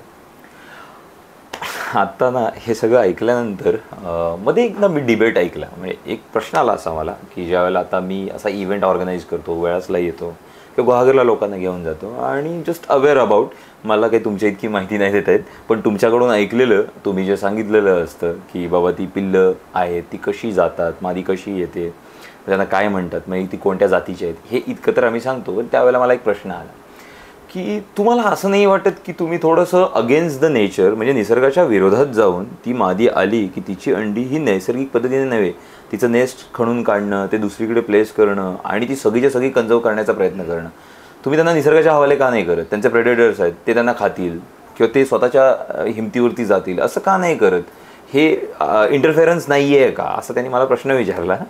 तर माझ्याकडे त्याचं एक उत्तर माझं आलं. पण मला ना हे ऐकायचं की तुमचं त्याबद्दल काय मत आहे. कारण तुम्ही हे काम करताना तुम्ही म्हटलं की मला विरोध, चांगल्या कामाला पहिला होणारा असतो तो विरोध, की हे चांगलं काम असेल तर त्याला विरोध नक्की करतात. तर असा प्रश्न मला वाटतं तुम्हालाही आला असावा, बिकॉज तुमच्या फेसवरती ते जे एक मिश्किल हास्य येतं त्याच्यावरून कळतं आहे. So please. आपण म्हणतो ना नाण्याला दोन बाजू आहेत. बरोबर. तर बऱ्याचदा एकच बाजू बघितली जाते. म्हणजे कासव महोत्सव वेळासमध्ये सुरू करण्यामागे एक मुख्य कारण असं होतं की गावातल्या लोकांना रोजगार निर्मिती मिळणं आणि अंडी विकून जो पैसा मिळत होता त्याच्याऐवजी पर्यटकांना होस्ट करून त्यातनं पैसा मिळेल, आणि मग तो जर पैसा मिळायला लागला तर अंडी चोरून विकायची नाहीत. बरोबर. त्याच्यामुळे खरं तर हा कासव महोत्सव आणि मग येणाऱ्या पर्यटकांची जनजागृती करणं, त्यांना योग्य काय अयोग्य काय हे दाखवण्यासाठी मुळात हा कासव महोत्सव सुरू झाला. थोडंसं असं होतं ना की काही वेळेला मग रेल्वे रुळावरनं उतरते, तसं काही वेळेला ते होतं की अरे हे एक गाव असं करतंय, आपणही असं करून बघूया. पण त्याच्या मागची त्या गावाची काही वर्षाची मेहनत बघितली जात नाही की त्या संस्थेने इथे काहीतरी मेहनत घेऊन लोकांना होमस्टे कसे करावेत, जेवण कसं बनवावं. म्हणजे आपण घरात सगळे जेवण बनवतो, पण ज्यावेळेला पर्यटक येणार असतो त्यावेळेला कुठली काळजी घ्यायला पाहिजे, मग कुठली लायसन्स आपण काढायला हवी आहेत, कशा पद्धतीने लोकांशी बोललं पाहिजे, कशा पद्धतीने त्यांची राहायची व्यवस्था करायला पाहिजे, ह्या गोष्टी शिकवल्या. कारण वेळास एक खेडेगाव होतं, लोकांना पर्यटन माहीतच नव्हतं. मग अशा एका गावाला तयार केल्यानंतर आज वेळास ह्या गावाला एक कासवांचं गाव म्हणून ओळखलं जातं. करेक्ट. कारण आजही या गावांमध्ये 2 ग्रामसभेचे नियम खूप महत्त्वाचे ठरले. एक, समुद्र किनाऱ्यापर्यंत गाडी जाणार नाही, कारण ते कासवांचं घर आहे आणि आपण आपल्या घरात कधी गाडी नेत नाही, तर त्यांच्या घरात गाडी का न्यायची. म्हणून ग्रामसभेचा ठराव झाला की बीचवरती गाडी घेऊन जायची नाही, कोणाची असेल ती. त्याच्यामुळे तुम्हाला नदीच्या पुलावरती आणि तिथल्या जवळच्या रस्त्यावरती पार्किंग करावी लागते आणि चालत जावं लागतं. दुसरं, गावचं गाव पण हरवतं. म्हणजे जसं आपण आज बरीच गावं अशी पाहिली की जिथे पर्यटन वाढ झाली आणि त्याच्यानंतर कौलारू घरं गेली, RCC घरं आली, हॉटेल्स झाले, पण दुर्दैवाने कोकणातला तरुण वर्ग नोकरीसाठी शहरात गेला, तो इथे थांबूच शकला नाही. पण मग असे होमस्टे केल्यामुळे आज तुमच्या घरात तुम्ही मालक म्हणून जगू शकता. त्याच्यामुळे दुसरा ठराव ग्रामपंचायतीचा असा होता की गावात एकही हॉटेल होणार नाही. कारण गावातल्या लोकांकडे इतका पैसा नाही की ते लॅविश रूम बांधतील, हॉटेल उभं करतील. मग ते काय करू शकतात, तर स्वतःचं घर चांगलं बांधू शकतात. मग स्वतःचं चांगलं घर बांधा, त्याच्यात लोकांना राहायला ठेवा, पण गावाचं गाव पण बदलू नका किंवा जाऊ देऊ नका. ह्या 2 महत्त्वाच्या गोष्टी होत्या. आणि त्याचबरोबर मग वेगवेगळ्या गोष्टी येत राहतात की बऱ्याच लोकांना असं वाटतं की पिल्लं सोडायची, त्यातनं काही पैसा येतोय, लोक तो पैसा घेतात किंवा खातात. म्हणजे याच वर्षी वेळासमध्ये असा एक इन्सिडन्स घडला की काही पर्यटक येऊन गेले आणि वनविभागाकडून गेले 2-3 वर्ष आपण एक समिती तयार केलेली आहे, संयुक्त वन व्यवस्थापन समिती, ज्याच्यामध्ये गावातलेच सरपंच त्या समितीचे अध्यक्ष असतात. आणि 100 रुपये एक तिकीट लावलं गेलं की ज्याच्यामध्ये 70 रुपये हे त्या संयुक्त वनव्यवस्थापन समितीचे असतील, 30 रुपये हे ग्रामपंचायतीला वर्ग होतील. बरोबर. काही लोकांचा गैरसमज असा झाला की वेळासमध्ये कासवाची पिल्लं बघण्यासाठी 100 रुपये आकारणी केली जाते. अर्थात त्याच्यामध्ये आमच्या काही होमस्टे धारकांच्या चुका होत्या की त्यांनी सांगताना, म्हणजे मी तुम्हाला सांगताना सांगितलं की पिल्लं बघायचे 100 रुपये आहे, पण ते खरं आहे का खोटं आहे हे ज्यावेळेला ती व्यक्ती आम्हाला भेटली तर त्यावेळेला त्यांनी हे विचारलं, आमच्याकडनं असे असे पैसे घेतात, ते कसले पैसे आहेत, त्याची रीतसर पावती दिली जाते. पावती देताना आमच्याही माणसांच्या ह्या चुका आहेत की त्यांनी त्या पावतीवर काय आहे हे वाचलंच नाही. तो पर्यटन कर आणि स्वच्छता कर याची पावती होती. सांगताना त्यांनी सांगितलं की ही कासवं बघायची पावती आहे. त्याच्यामुळे एक मोठा गैरसमज बऱ्याच लोकांपर्यंत गेला की वेळासमध्ये लुटमार सुरू झाली, की वेळासमध्ये पैसे घेतले जातात. ह्याचा अपप्रचार मध्यंतरी आम्ही काही प्रसंगी ऐकला. तो नंतर कळला का, तर मोहन उपाध्ये हे सर आमच्याशी पर्सनली कनेक्टेड असल्यामुळे आम्हाला कळलं की नक्की काय होत आहे. तर थोडासा तो गैरसमज होतो. तसाच गैरसमज बऱ्याच लोकांमध्ये झाला की किनाऱ्यांवरती ही कासवाची पिल्लं सोडायची, पब्लिकला घेऊन यायचं आणि हे सगळं करायचं, मानवी हस्तक्षेप. हां, आणि मग तिथे असं झालं की आता येत आहेत ना पिल्लं व्यवस्थित, की तुम्ही लोक मग का त्या अंड्यांना डिस्टर्ब करता, किंवा तुम्ही म्हणता की त्यांचे प्रेडिटरसुद्धा असतात, मग तुम्ही त्या प्रेडिटरचं अन्न कमी करता. सो याचा एक व्यवस्थित अभ्यास पूर्वी सह्याद्री निसर्ग मित्रांनी केलेला आहे. ज्या वेळेला आपण अंडी गोळा करतोय तर त्यावेळेला आपण एकाच प्राण्यावरती काम करतो आणि दुसऱ्या प्राण्यांकडे दुर्लक्ष करतो, असं करून चालत नाही. नाहीतर मग NGO आपण जे म्हणतो की जे विचारपूर्वक काम करणाऱ्या संस्था असतात ते आपण त्याला म्हणू शकत नाही. करेक्ट. किती कोल्हे इथे होते, किती डुकरं इथे फिरायची, ह्याचा एक प्रॉपर डेटा पहिला रेकॉर्ड मेंटेन केला गेला.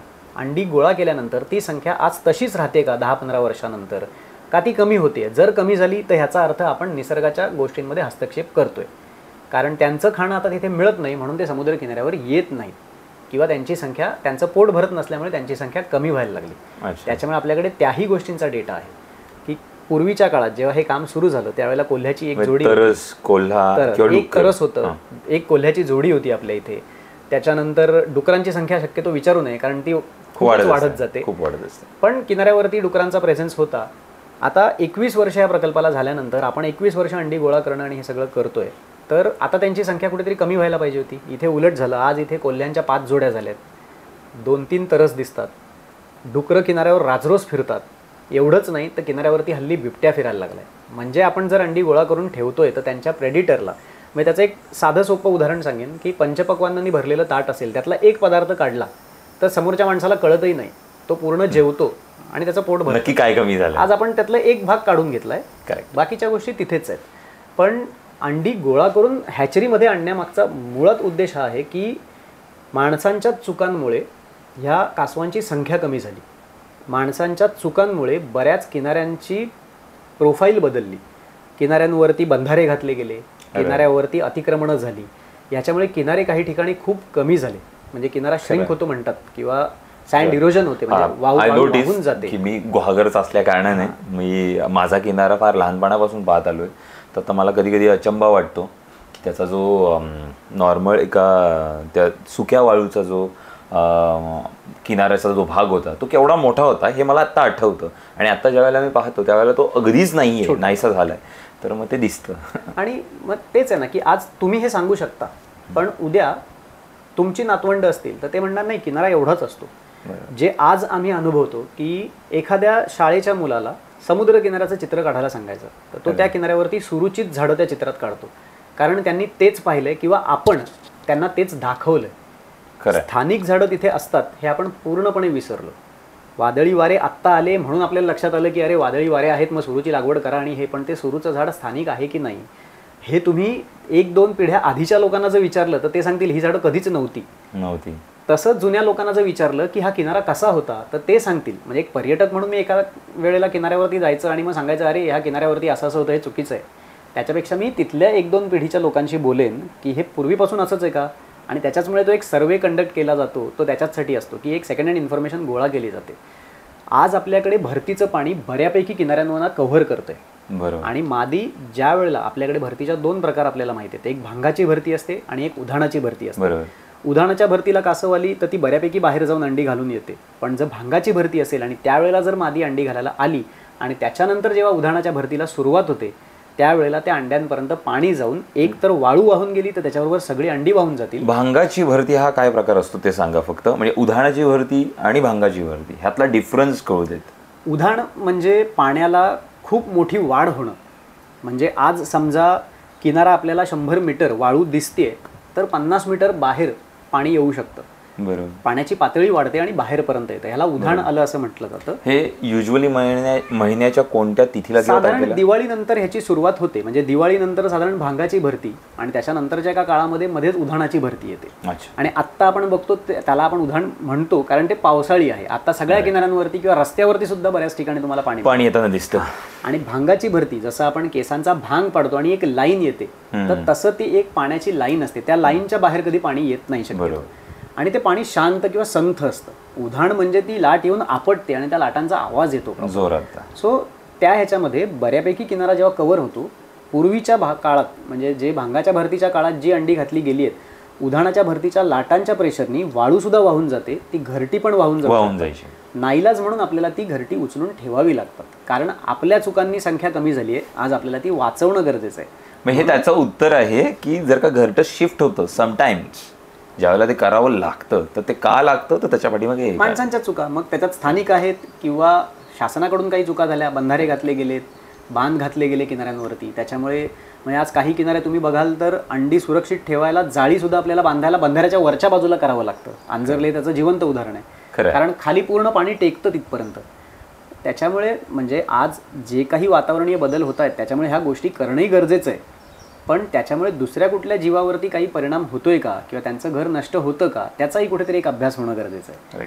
त्याच्यामुळे आत्ता आपण जे करतोय की मी मगाशी जे म्हटलं की एक काळ होता ज्या वेळेला 5 महिन्यामध्ये एकेका रात्रीत 70 माद्या अंडी घालत होत्या आणि आज अख्खा 5 महिन्याचा काळ जातो आणि 50-52 घरटी मिळतात. म्हणजे एक मादी येणं म्हणजे ती कदाचित त्या सीझनला 2 किंवा 3 वेळेला सुद्धा अंडी घालायला येते.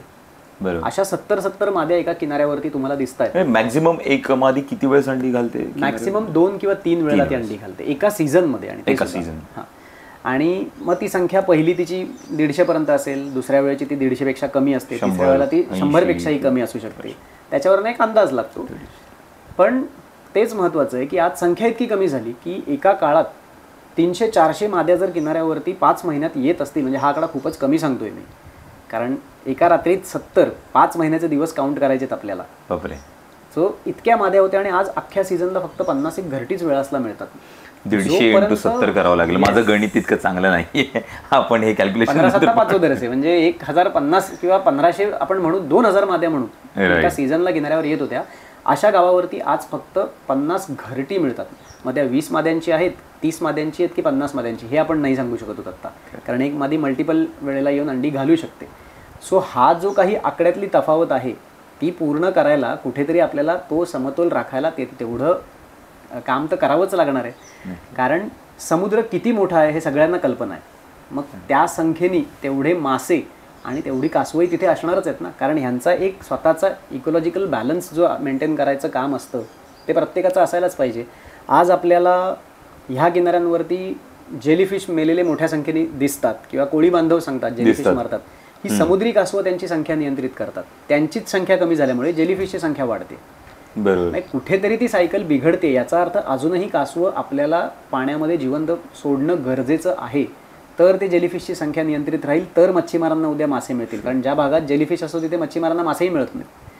हे एक सगळं चक्र लागलेलं आहे. सो जी संख्या पूर्वी होती ती आता दिसण्यात येत नाही. जरी आत्ता आपल्याला असं दिसलं की 200 घरटी गुहागरच्या किनाऱ्याला झाली, 300 घरटी झाली, ही आत्ताची झाली. पण त्यातला सर्वायवल रेशिओ किती आहे हा म्हणजे मी ऐकलेलं खूप महत्वाचं आहे. हा म्हणजे लास्ट टाइम मी जो आकडा ऐकला गुहागरचा तो कदाचित 2009 किंवा 10च्या आसपास काहीतरी 9-10 घरट्यांच्याच जवळचा होता. आणि दिस इयर 300 क्रॉस झालेत आणि हॅचरी पण वाढली. जी गुहागरच्याच बाजूला एक बाग गाव आहे तिथेही गेली, ती शिफ्ट झाली. आणि पर डे तिकडे ती लोक किमान 350, 125, 200 अशी पिल्लं सोडत होती. सो मी ते विटनेस करत होतो. काही माझे गेस्ट येत होते तर त्यांना घेऊन जात होतो. तर मी ते पाहिलं. त्याच्यामुळे मला बऱ्यापैकी चांगला त्याचा एक अंदाज आला. म्हणजे त्या एका किनाऱ्याचा. तुमच्याकडचा डेटा बट ऑब्वियस तुम्ही आत्ता इथे सांगितलंच आहे. अर्थात म्हणजे मी तर म्हणेन की इथून पुढे तुमच्या ह्या कामाला खूपच बळ मिळो. तुमचे हात असेच चालत राहू देत. तुमचं इंथुझियाझम हे ते लोकांपर्यंत जाऊ देत. ते इन्स्पायर होऊ देत. तेही या कामात येऊ देत. आणि असे असंख्य हात मिळून हे संवर्धन कार्य पुढे चालावं. पण थोडंसं इथून थोडं पुढे सरकूया आणि तुम्हाला आता एक असा प्रश्न विचारतो की ठीक आहे की फक्त कासवच तुमच्या आयुष्यात आहेत का निसर्गातली, की त्याच्या व्यतिरिक्त तुम्ही अजून बाकी निसर्गाकडे बघता, तर कसं बघता? नाही, कासव हा ज्याने मला एक वेगळी ओळख दिली. मी आता गमतीचा भाग सांगतो की आपल्याला म्हणतो ना की काही वेळेला माणूस माहिती नसते. म्हणजे 2015 साली मला पहिला कासव मित्र पुरस्कार जाहीर झाला आणि त्यावेळेला मला एक मेल आला होता की देहरादूनमध्ये एका संस्थेमध्ये कम्युनिटी बेस्ड कन्झर्वेशनचं लेक्चर द्यायचं आहे. संस्था होती WI. बरोबर. मला असं झालं की नाही, अवॉर्ड मिळणार आहे, आयुष्यात पहिल्यांदा कधीतरी पुरस्कार मिळतोय, तो सोडायचा आणि तिकडे लेक्चर द्यायला कुठे जायचं, म्हणून मी गेलो नाही. मी नाही सांगितलं त्यांना. आणि त्याच्यानंतर जेव्हा टॅगिंग केलं तेव्हा मला रिअलाईज झालं की ही केंद्र सरकारची संस्था होती. 2015ला ते मला बोलवत होते लेक्चर द्यायला आणि मी नाही सांगितलं त्यांना. अरे बापरे. सो तेव्हा लक्षात आलं की ह्या एका कासवामुळे ओळख मिळाली. राईट. कासव मित्र हे नाव मागे जोडलं गेलं, किंवा आता गेली काही वर्ष काही पत्रकार मित्रांनी नाव दिलंय कासवांचे बाबा म्हणून, कारण मला कासव येतं हे कळतं म्हणून. पण ही एक वेगळी ओळख असताना नुसतं कासव असं नाही आहे. म्हणजे तो एक म्हणतो तसं की माझ्या आयुष्याचा अविभाज्य घटक आहे. पण त्याचबरोबर मी आता वनविभागाचा तालुका मित्र आहे. सो तालुक्यामध्ये कुठेही रेस्क्यू ऑपरेशन्स असतील तर मग ते साप असतील, मगरी असतील, तर ते रेस्क्यू करायला जातो. गावामध्ये कुठलेही पक्षी जखमी स्वरूपात मिळाले किंवा एखाद्याला उडता येत नाही आहे, एखादं घरटं पडलं, त्यातनं पिल्लं पडली, तर त्यांना रेस्क्यू करणं, त्यांना त्यांची देखभाल करून त्यांना सोडणं, हे काम करतो. पण संस्थेबरोबर कासवाचं काम करत असतानाच त्यावेळेला मी संस्था चिपळूण इथून 110 किलोमीटर आहे आणि त्यांना रायगड लांब पडायचं. त्यावेळेला रायगडचे 4 किनारे मी कव्हर करायचो दिव्यागरपर्यंत. मग श्रीवर्धनला पांढऱ्या पाठीच्या गिधाडांचा सह्याद्री निसर्गमित्रचा एक प्रकल्प होता.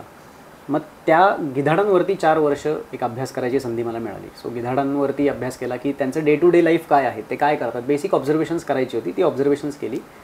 निसर्ग वादळ जे आपल्याकडे कोकणाला 1-2 वर्षापूर्वी आलं होतं, त्याच्यानंतर मग आपल्या कोकणातला एक पक्षी आहे पांढऱ्या पोटाचा समुद्री गरुड. तो खूप मोठ्या झाडांवरती घरटी बांधतो आणि आयुष्यभर एक घरटं वापरतो. पण मग अशा एकच घरटं आयुष्यभर, एकच पेअर आयुष्यभर राहते. आणि अशा वादळामध्ये ती घरटी आणि ती झाडं पडली.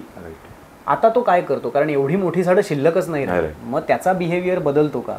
सो त्याचा एक अभ्यास केला. मग साधारणपणे आंजर्ल्यापासून दिव्यागरपर्यंत किनारपट्टीच्या 9 गावांमध्ये मी हा एक अख्खा सर्वे कंडक्ट केला की त्यांच्या वागणुकीत, खाण्याच्या पद्धतीत काही बदल होतोय का, घरटं बांधायच्या पद्धतीत काही बदल होतोय का. तर तो लक्षात आला की आडे म्हणून जे गाव आहे, आडे पाडले म्हणून आपण म्हणतो, आंजर्ल्याच्या जवळ एकच ते घरटं मला जुनं सापडलं. जुन्या झाडावरती जुनं कोसळलेलं, बाकी नाही, ती होतं आणि बाकी सगळी घरटी नष्ट झाली, सगळी झाडं पडलेली. मग घरटं शोधण्यापासून सुरुवात, मग जमिनीपासून किती उंचीपर्यंत, साधारण हे 80 ते 100 फूट उंच घरटं करतात. इथे असं लक्षात आलं की 40-50 फुटावरती सुद्धा जे झाड मिळेल त्याच्यावरती घरटं. या वर्षी इथे गेलं, दुसऱ्या वर्षी झाड बदललं. त्यांनी ती बदलायची प्रवृत्ती त्यांच्यात तयार झाली. समुद्रामध्ये जे समुद्री विषारी साप आणि विषारी मासे असतात ते त्यांचं मुळात खाणं आहे. माझ्या ऑब्झर्वेशनमध्ये मला असं कळलं, हवेत उडताना त्यांनी बगळे मारून खाल्लेत, गोड्या पाण्यातली कासवं मारून खाल्ली, म्हणजे फूड प्रेफरन्स बदलला. आणि मग तिथे कुठेतरी कनेक्ट केल्यावर असं लक्षात आलं की आपल्याला मच्छीमार जे आज सांगतायत मच्छीचा दुष्काळ पडतोय, जाळं टाकल्यानंतर त्या जाळ्यामध्ये साधे माशांबरोबर विषारी मासेसुद्धा येणारच आहेत. मग ते मासे मेल्यामुळे आज ह्यालाही खाणं कदाचित कमी पडतंय का. मग तो अभ्यास सुरू झाला की आज ह्याच्या खाण्यामध्ये जो बदल झाला त्याच्या मागे दुसरं काय कारण असू शकतं, मग खरंच मच्छीचा दुष्काळ होतोय का. ह्या सगळ्या कामांना आता सुरुवात झाली. मी ह्या सगळ्या गोष्टी एकत्र कनेक्टेड आहेत. आणि मला वाटतं 3rd टाइम तुमच्या घरी येतोय. सो जसं मला सगळीकडे कासव कासव कासव दिसतं इथे येताना, मला छान वाटतं. बाहेर टर्टलनेस तुमच्या घराचं नावही आहे आत येताना. पण आत येताना नेहमी मी एक गोष्ट नोटीस करतो की पक्ष्यांची चित्रंसुद्धा तेवढीच तुमच्या भिंतींवरती दिसतात. इथे मागे कॅलेंडर लावले, ते मी आल्यापासून ऑब्झर्व करतोय की ज्या पावसाळ्यात दिसणाऱ्या वनस्पती आहेत किंवा पावसाळी वनस्पती आहेत त्या प्रत्येक तारखेला त्यांची चित्र, फोटो, नावं तिथे दिली आहेत. तिथे गिधाडाचं एक तुम्ही त्याचं चित्र रेखाटलेलं आहे. आतमध्ये मला वाटतं सीगल आहे जो पूर्ण असे पंख पसरून उडतोय. तर त्याच्यावरून म्हणजे मला ते लक्षात आलं की इथे सुगरणीचा खोपा तुम्ही आणून ठेवलाय. तर ह्या गोष्टी तिकडेच डायरेक्ट करतात की ठीक आहे, कासव व्हॉट यू प्रेफर, की तो तुमच्या आयुष्याचा भाग झाला आणि तुम्ही त्याच्याशी इतके कनेक्ट झालात, त्याच्यामुळे ते वेगळं नाही होणार. बट त्याच्या अवतीभोवती फिरणारा हा निसर्ग तो माझा आहे. तर सगळ्याची जबाबदारी आहे. मला नुसती कासवांकडे लक्ष देऊन नाही जमणार. तर कासवं जर का टिकवायचे आहेत किंवा अजून काहीतरी त्यांच्या जोडीला असणाऱ्या गोष्टी जर का मला टिकवायच्या तर मला सगळीकडे लक्ष द्यावं लागेल. माझ्या वेळेला हे असं कौतुक होतं, मग पुरस्कार मिळतो किंवा लोक खूप मान सन्मान देतात. आज कसं वाटतं 20 वर्षानंतर इथे आल्यानंतर? असं वाटतंय का की तुम्ही बरंच काही गमावलंय किंवा कमावलंय, किंवा जो डिसिजन घेतलेला तिथून इथे येईपर्यंतचा तो कसा होता? मी म्हटलं तसं की सुरुवातीला डोक्यात विचारही नव्हता की मी इथे येऊन हे काहीतरी करेन वगैरे असं काही. म्हणजे सुरुवातीला घरातल्यांच्या शिव्या खूप खाल्ल्या, कारण आमच्या अख्ख्या घराण्यामध्ये मी एक असा निघालो की जो वाईल्ड लाईफमध्ये आलो. आमच्या अख्ख्या घराण्यामध्ये प्राणी पक्षी आवडणारे पण लांबून, ते पाळायचं, त्याच्यावरती काम करायचं, त्याच्यासाठी काम करायचं, हा प्रकार कुठेच नव्हता. त्याच्यामुळे घरातली अशा बऱ्याच लग्नसराई म्हणा किंवा अशा गोष्टींना मुकलो की नाही जाता आलं, कारण सीझन आहे. बरोबर. तेव्हा खूप शिव्या खाल्ल्यात की हे आहे. पण त्याच्यानंतर जेव्हा 1-2 वर्षापूर्वी जो पुरस्कार मिळाला, आणि एक असतं ना की तुमच्या आयुष्याला कलाटणी तेव्हा मिळते जेव्हा तुम्ही कुठल्या एका मोठ्या व्यक्तीबरोबर दिसता. आवर्जून सांगायला आवडेल की ज्या गावात मला ह्या कामाला विरोध करून थांबवलं, अर्थात ते अख्खं गाव नव्हतं, ठराविक लोकं होती, ठराविक मानसिकतेची लोकं असतात. पण ज्या वेळेला मला तो एक पुरस्कार आपल्या महाराष्ट्र राज्याचे मुख्यमंत्री आणि उपमुख्यमंत्र्यांच्या हस्ते मिळाला, मी गावात यायच्या आधीच एसटी स्टँडवर मोठा बॅनर लागला होता अभिनंदनाचा, की तिथे असं झालं की गावात आलो आणि मी काही चूक नाही केली. आजही गावातल्यांना माझ्याबद्दल वाटतं, पण थोडासा मी स्ट्रेट फॉरवर्ड आहे, मी सरळ सरळ बोलतो, त्याच्यामुळे कदाचित त्यांना वाईट वाटत असेल, पण मागे कुठेतरी तो एक रिस्पेक्ट त्यांना आहे की हा आपल्या गावासाठी काहीतरी करतो.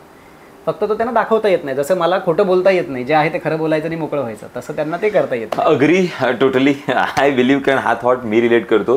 कारण ऑनेस्टी जे आहे ते असं समोरासमोर, मागून काहीही नाही, जे मनात आहे तेच तोंडावर आहे. तडकाफडकी बोलण्याची एक वृत्ती असते.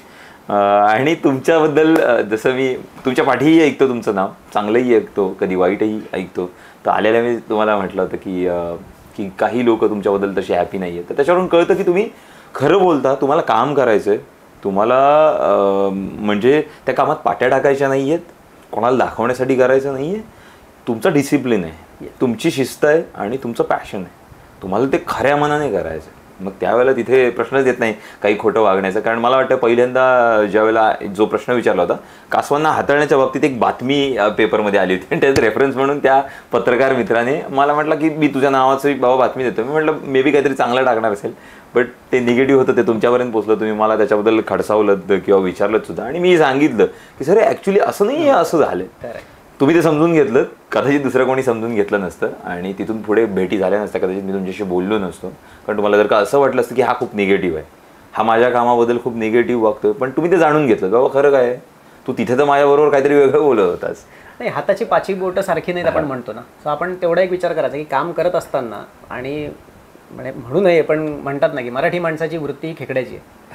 सो आपल्याला माहिती जर असेल तर ते आपण, आणि म्हटलं ना की तुमचा गुरु तुमच्या पाठीशी जर ठाम असेल, तर एक तर गुरुचं नाव चांगलं राहावं याच्यासाठी ही माझी जबाबदारी आहे की मी त्यांचं नाव खराब होऊ देणार नाही, असं मी वागलंच पाहिजे. मग काही लोकांनी मला चांगलं म्हणावं, काही लोकांनी मला वाईट म्हणावं, पण जे वाईट म्हणतील ते ज्यावेळेला संपर्कात येतील तेव्हा त्यांना खरं कळेल आणि तिथे त्यांची विचारसरणी बदलेल की अरे आपण वेगळ्या दृष्टीने विचार केला, पण आपण खरं तर ह्यांच्या बाजूने विचार करायला हवा होता की हे काय विचार करतात. कारण मी म्हटलं तसं परिस्थितीचा विचार करून आम्ही निर्णय घेतो. काही वेळेला असं होतं की काही ठिकाणी ह्या कामाला विरोध होतो, आम्ही लोकांना सांगतो ठीक आहे तुम्हाला जे योग्य वाटतं ते तुम्ही करा, पण मग असंही होतं की ती लोकं ज्यावेळेला 1-2 वर्ष आमच्यावरती लक्ष ठेवून असतात, मग त्यांना कळतं की नाही अरे हे करतात ते बरोबर आहे, आपणही करायला पाहिजे, मग ते आपल्याच पावलावर पाऊल ठेवून येतात. सो थोडासा वेळ द्यायचा काही गोष्टींना, की म्हणजे वेळ हे औषध आहे प्रत्येक गोष्टीला. सो प्रत्येक ठिकाणी तुम्ही ओपन होऊन बोललंच पाहिजे असं नाही, थोडंसं 2 पाय मागे घ्या, बरोबर सगळ्या गोष्टी होतात. आणि जेव्हा विरोध होतो त्यावेळेला तुम्ही फक्त लक्ष ठेवा की तो कुठल्या गोष्टीवर विरोध करतोय, काय आहे, आणि आपल्याला त्याला कसं बदलता येईल. कारण त्याच्यात असेही काही मुद्दे असू शकतील की जिथे आम्ही चुकत असू. खरं. सो आमच्याही लक्षात येईल की ह्या आमच्या चुका आहेत ज्या त्यांनी दाखवून दिल्या, आम्ही त्या ॲक्सेप्ट करायलाच पाहिजेत आणि त्याच्यात बदल झाले पाहिजेत. पण जर आपल्या चुका नसतील तर तो कुठे चुकतोय हे त्याला सांगणंही गरजेचं आहे.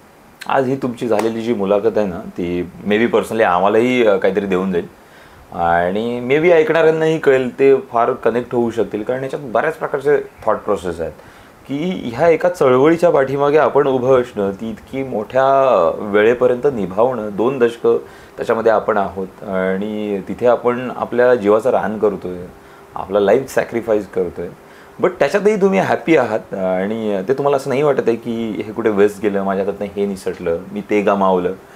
त्याच्यापेक्षा तुम्ही हे आज मानता की नाही मी खूप काही कमावतोय किंवा मी ज्या निसर्गात राहतो त्याचा मीही देणं लागतो, मी त्याच्यासाठी काहीतरी करणं गरजेचं आहे.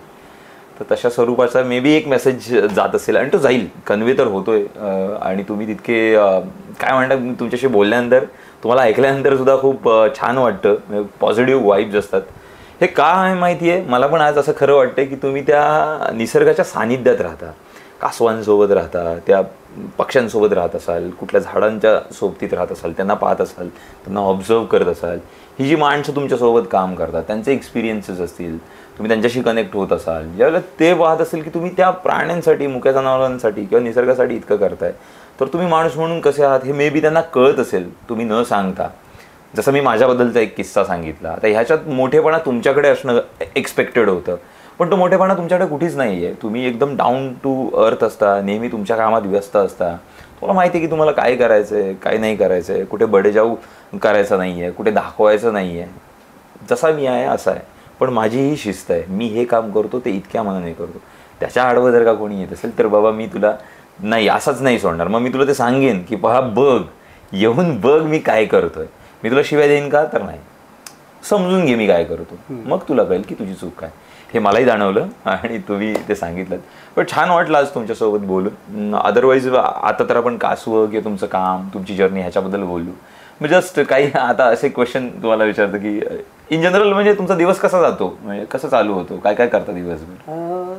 आता सध्या तरी म्हणतात तसं की आयुष्यात प्रमोशन होतं, तसं मॅनग्रोव्ह फाउंडेशनमध्ये लागल्यामुळे देवाच्या कृपेने पगार चांगला मिळतो. मग त्याच्यामुळे आता दुधाचा व्यवसाय बंद केला आहे, त्याची कलम दुसऱ्याला कराराने दिली, कारण नोकरी करायची तर आपण सगळंच नाही करू शकत. बरोबर. त्याच्यामुळे आता पावसाळ्याच्या सीझनला थोडंसं सुरुवातीच्या काळात थोडा आराम मिळतो, कारण आत्ता कासव महोत्सव किंवा कासवाचं जे काही काम झालं ह्या सीझनला, तर त्याचे रिपोर्ट तयार करणं, त्या ऑफिसला पाठवणं, त्याच्यामुळे थोडंसं आपण म्हणतो तसं वर्क फ्रॉम होम त्या स्वरूपाचं आत्ता हे काम असतं. शाळा कॉलेज सुरू झाली किंवा अवेअरनेसचे प्रोग्राम किंवा मच्छीमार समाजांमध्ये जाऊन जनजागृतीचे कार्यक्रम करणं, कारण पिढी ही बदलत जाते, त्याच्यामुळे आपल्याला ते काम करणं असतं. मग त्यावेळेला थोडंसं रिलॅक्स असतो, कारण शाळांच्या वेळांप्रमाणे काम करायचं आहे, मग अगदी सकाळी लवकर उठायची गरज नाही. पण ज्या वेळेला कासवाचा सीझन सुरू होतो त्यावेळेला मात्र दिवस रात्र काम चालू असतं. मग रात्री बीचवरती कुठे गेलं तर तिथे काम करा, तिथल्या माणसाच्या अडचणी समजून घ्या, वनविभागाला त्या समजवा, त्यांच्याकडे काही अडचणी असतील, ते विरोध असतील, कारण त्यांची एक कुचंबणा अशी होती की काही वेळेला त्यांचे वरिष्ठ ऐकत नाहीत, मग तेही वरिष्ठांपर्यंत पोहोचवणं की असं असं आहे, आपल्याला हे करायला पाहिजे. आणि मग तिथे असं असतं की रात्री काम करायचं, दिवसासुद्धा काम करायचं. मग त्यावेळेला दिवस मात्र कधी कधी असा असतो की झोपेला वेळ मिळत नाही. म्हणजे आता टॅगिंगच्याच वेळेला म्हणायचं झालं तर वेळासमध्ये आम्ही 48 तास पूर्ण जागे राहून काम केलं, गुहागरला 72 तास जागे होतो पूर्ण, आणि त्याच्यानंतर दीड दिवस झोपा काढलेल्या आहेत. सो काम आलं की काम करायचं, मग त्याच्या वेळा नाही. पण जनरल रुटीनमध्ये आता सकाळी 5 वाजता उठायचं, रात्री 10 वाजता झोपायचं, हे रुटीन आहे. मधल्या काळामध्ये जी काही कामं आपल्याला ऑफिसची आहेत ती करायची, घरातली कामं सांभाळायची करायचं. शनिवार रविवार हक्काचा असतो सुट्टीचा, घर परसदार सांभाळणं वगैरे. आणि फ्रेंड सर्कल वगैरे कसं आहे? फ्रेंड सर्कल आता गावात काही मित्रमंडळी आहेत, पण विषय असा असतो की त्यांनाच फोन करून मला विचारायला लागतं घरी आहेस का, कारण त्यांनाच माहिती नसतं मी घरात आहे. आज फोन केला असतील ते घरातून निघेपर्यंत ऑफिसचा फोन येतो, असं कुठेतरी काहीतरी झालं आपल्याला निघायचं आहे, मग फोन करून सांगायला लागतं बाबा मी निघतोय, किंवा आज माझी वस्तीच बाहेर होणार आहे, किंवा मी 2 दिवस नाहीये गावात, 4 दिवस नाहीये. म्हणजे शेजारी पाजारी सुद्धा असे असतात की अरे तो होता आता कुठे गेला माहिती नाही, कधी येईल माहिती नाहीये. त्याच्यामुळे मित्रमंडळी आहेत. कधीतरी अशी एक वेळ येते की सगळे मोकळे असतो, गप्पा मारायला कधीतरी समुद्रकिनाऱ्यावरच जाऊन बसायचं वगैरे असं. कारण मी ज्यावेळेला इथे नवीन आलो त्यावेळेला मी समुद्रावर जाऊन बसायचो नुसता असा 1 तास दिवसभर काम केल्यानंतर. आता 4 मित्रांबरोबर गप्पा मारायला बसतो. बाकी सगळे शाळेचे कॉलेजचे मित्र मुंबईत आहेत, त्याच्यामुळे कधीतरी ते गेट टुगेदर असतं, मग तेव्हा तिकडे जायचं. तेव्हा कसं वाटतं त्यांच्यात तुमच्या अचिव्हमेंट बद्दल चर्चा होत असेल, ते बोलत वेगळा रिस्पेक्ट असतो त्यांच्याकडे, की त्यांचं हे असतं कायम की अरे तू ये, तू कधी येत नाहीस, कारण सगळे बाकीचे मुंबईत असल्यामुळे ते वरचेवर भेटू शकतात. माझं आणि अजून एक माझी मैत्रीण आहे जी आता चिपळूण रेंजला फॉरेस्ट ऑफिसरच आहे, आमच्या दोघांचं इथनं जाणं तिथे होत नाही. तर त्याच्यामुळे त्यांचं असं असतं की ती एक RFO झाली, किंवा तू तुझ्या क्षेत्रामध्ये खूप नाव कमवलंयस तर तू कधीतरी ये, तू आमच्याबरोबर वेळ दे. त्यांना सांगायला लागतं की बाबा आधी आता आमची अपॉइंटमेंट घ्या. नाही, तुमच्या वेळेची एक किंमत आहे, म्हणून आज ज्या वेळेला आता विशाल नेहमी सोबत असतो तो तुमच्याशी कनेक्टेड आहे. अर्थात सह्याद्रीवाडाचा सर्व आहे विशाल शाळुंके. आणि मग आम्ही ठरवलं होतं शिखरच्या आधीच आय गेस मी त्याला म्हटलं होतं की सरांचं आपण एक मुलाखत घेऊया का, छान वाटतंय मला असं वाटतं की त्यांनी बोलावं, लोकांनी ऐकावं, आपण त्यांच्याशी बोलू. फार आता आपल्या मार्फत जाऊन ते कोणी पाहिल किती पाहतील मला त्याची आयडिया नाही आहे, पण ज्यावेळेला मग शिखरचा थॉट माझ्या डोक्यात फिरत होता की शिखर शिखर शिखर शिखर, तर नेहमी मी असं पाहायचो की सक्सेसफुल माणसांबद्दल जास्ती चर्चा होते, त्यांच्या त्या एका सक्सेस पॉईंटबद्दल लोक जास्ती बोलतात आणि त्यावेळेलाच त्यांना ओळखायला लागतात. तर मला ते नको आहे की ती व्यक्ती तिथपर्यंत कशी पोहोचली हे तर पहा आधी, तुम्ही ते पहा. तुम्ही तो एक त्यांचा शिखरावरती पोहोचल्याचा तो एक समारोह पाहू नका, तुम्ही ते तिथपर्यंत कसे पोहोचले ते हे पहा, ते तुम्हाला गरजेचं आहे. मग शिखरचा थॉट डोक्यात आला आणि अर्थात तुमची जर्नी ऐकल्यानंतर मला असं वाटतंय की गोष्ट शिखरापूर्वीच्या प्रवासाची असावी तर ती अशी असावी की कासव आणि मोहन उपाध्याय हे जे समीकरण आहे, हे जे ऋणानुबंध त्यांचे जोडलेले आहेत, त्या भगवंताच्या कृपेने सगळी ती अशी गोष्ट जुळून आली आणि तुम्ही तिथपर्यंत पोहोचलात. आणि तुम्ही असेच राहा, आम्हालाही इन्स्पायर करा आणि लोकांनाही इन्स्पायर करा. सो तुमचं हे काम असंच चालत राहो, वाढत राहो आणि तुम्ही ह्या निसर्गासाठी इतकं करावं की ते पाहून लोकांनी निसर्गासाठी करणं सुरुवात करावी, की कमीत कमी मी माझा कचरा तरी मॅनेज करण्याची वृत्ती माझ्या अंगी आली तरी फार होईल. सो काय एक मेसेज द्याल आमच्या व्ह्युअर्सला जे लोक आज तुम्हाला आणि मला ऐकतील, किंवा तुम्हालाच, मी तर तुम्हाला फक्त प्रश्न विचारतोय. नक्कीच. म्हणजे आता मुळात तुमचं शिखर हे एक काय म्हणू आपण कन्सेप्ट आहे, तर तिथे पोचायला मेहनत तर लागते, शिखरावर असंच जाता येत नाही. पण त्याच्यापेक्षा महत्त्वाचं आहे तिथे टिकून राहणं. कारण एकदा वर गेलो की उतरती कळा लागते आणि तिथे विरोध सुरू होतो. कारण आपण म्हणतो ना की यश ही एक काट्याची खुर्ची आहे, तसं आहे शिखरावर पोचणं आणि तिथे टिकणं हे खूप गरजेचं आहे. आणि तिथे तुम्हाला विरोधही होईल, तिथे लोक तुम्हाला तुमच्या बाजूनेही बोलतील, सगळ्या गोष्टी होतील, पण टिकणं म्हणजे शिखर हे चढलंच पाहिजे, तर कळतं की खरं जग किती खाली आहे आणि आपण कुठे पोचलो आहे आणि आता आपल्याला कसं टिकून राहायचं आहे. पण लोकांसाठी विशेष करून मेसेज एक असा आहे की पर्यटन करण्यासाठी सध्याच्या काळामध्ये समुद्रकिनाऱ्यांचं आकर्षण खूप जणांना आता वाटायला लागलं आहे. समुद्रकिनाऱ्यावरती खूप मोठ्या प्रमाणात हल्ली पर्यटक येतात, पण प्रत्येकाला ह्या अशा संरक्षण प्रकल्पामध्ये सहभागी नाही होता येत, कारण आपलं डे टू डे लाईफ शहरांमध्ये खूप बिझी झालं आहे. परंतु 2-3 गोष्टी जरी केल्यात, जे तुम्ही म्हणालात की आपल्या प्लॅस्टिकचं नियोजन स्वतः करावं, किंवा किनाऱ्यावरती पर्यटन कसं केलं पाहिजे, किनाऱ्यांवरती आपण गाड्या चालवायला पाहिजेत का, किनाऱ्यावरती स्टॉल्स वगैरे लावले पाहिजेत का, म्हणजे त्या बाबतीत खरंच उल्लेख करावा असं वाटेल दिव्यागर ग्रामपंचायतीचा. दिव्यागरला पूर्वी किनाऱ्यावरती स्टॉल होते, तिथल्या सरपंचांनी आज ते सगळे स्टॉल रस्त्यावरती आणलेत. किनारा हा पर्यटनासाठी आणि कासवांसाठी त्यांनी मोकळा केला आणि त्याच्यामुळे यावर्षी त्यांचा छोटासा एक कासव महोत्सव सुद्धा त्यांनी सुरू केला. सो गावातल्यांचा हा सपोर्ट मिळणं आणि त्याच्यात पर्यटकांनी सुद्धा मदत करणं की ठीक आहे आज मला किनाऱ्यावर काही खायला नाही मिळत आहे, पण चालत तिथनं येऊन स्टॉलवरती जाऊन ते खाणं, त्याच्यात त्यांचंही कौतुक आहे. अशा काही गोष्टी ज्या पर्यावरणाला नुकसान करणार नाहीत आणि ज्या सहज करणं आपल्याला सोपं आहे, म्हणजे सुरुवात आपल्यापासून करावी.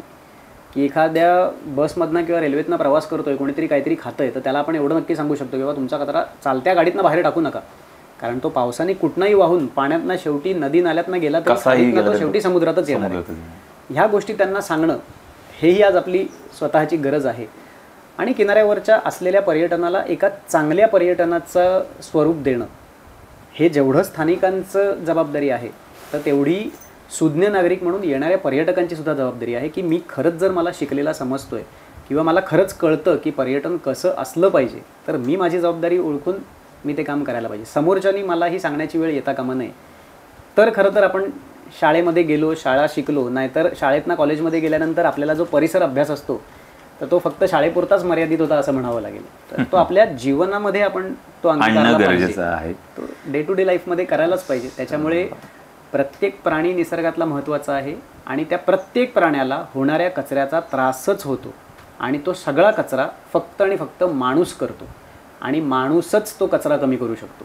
त्याच्यामुळे आपल्याला ती जबाबदारी आहे की त्या प्राणी पक्षाला, भले आपल्याला त्याच्यासाठी काम करायचं नसेल, पण प्राणी पक्षी प्रत्येकाला आवडतात, चुका आपल्याच असतात.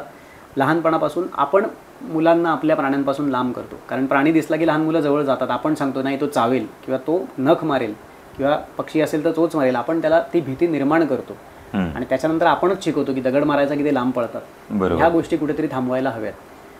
तेही निसर्गाचा एक घटक आहेत. जसं आपल्याला देवाने जन्माला घातलंय तसं त्यांनाही जन्माला घातलंय आणि प्रत्येकाला त्याचं काम दिलंय. फक्त आपलं आपण काम थोडंसं बदललंय, मार्ग बदललेत, कुठेतरी प्रगतीच्या मागे लागलो आणि कुठेतरी जास्तीत जास्त कचरा आपल्या हातून होतोय. आता तो जाणते अजाणतेपणी होतो, त्याच्यावरती आळा घालू. सरकारकडनं वारंवार ज्या गोष्टी आपल्याला सांगितल्या जात आहेत त्या आपण पाळू. कारण फक्त सरकार सगळं काही करेल असं नाही आहे. आपण नाही केलं तर सरकार काहीच करू शकत नाही. त्याच्यामुळे ते जे काही सांगतात तेही आपण करणं. सुविधा ते आपल्याला पुरवतात, पण त्या पुरवलेल्या सुविधा वर्षानुवर्ष वापरायच्या कशा हेही आपल्याला कळलं पाहिजे. त्याच्यामुळे त्या जरी गोष्टी केल्या आपण तर आपण आपल्या निसर्गाचा समतोल राखू शकू. 100% सर. मी मनापासून म्हणजे सह्याद्री वेळा परिवारातर्फे तुमचे आभार मानतो, कारण तुमच्या इतक्या सगळ्या बिझी स्केड्यूलमध्ये हा इतका वेळ देणं सोपं नाही आहे.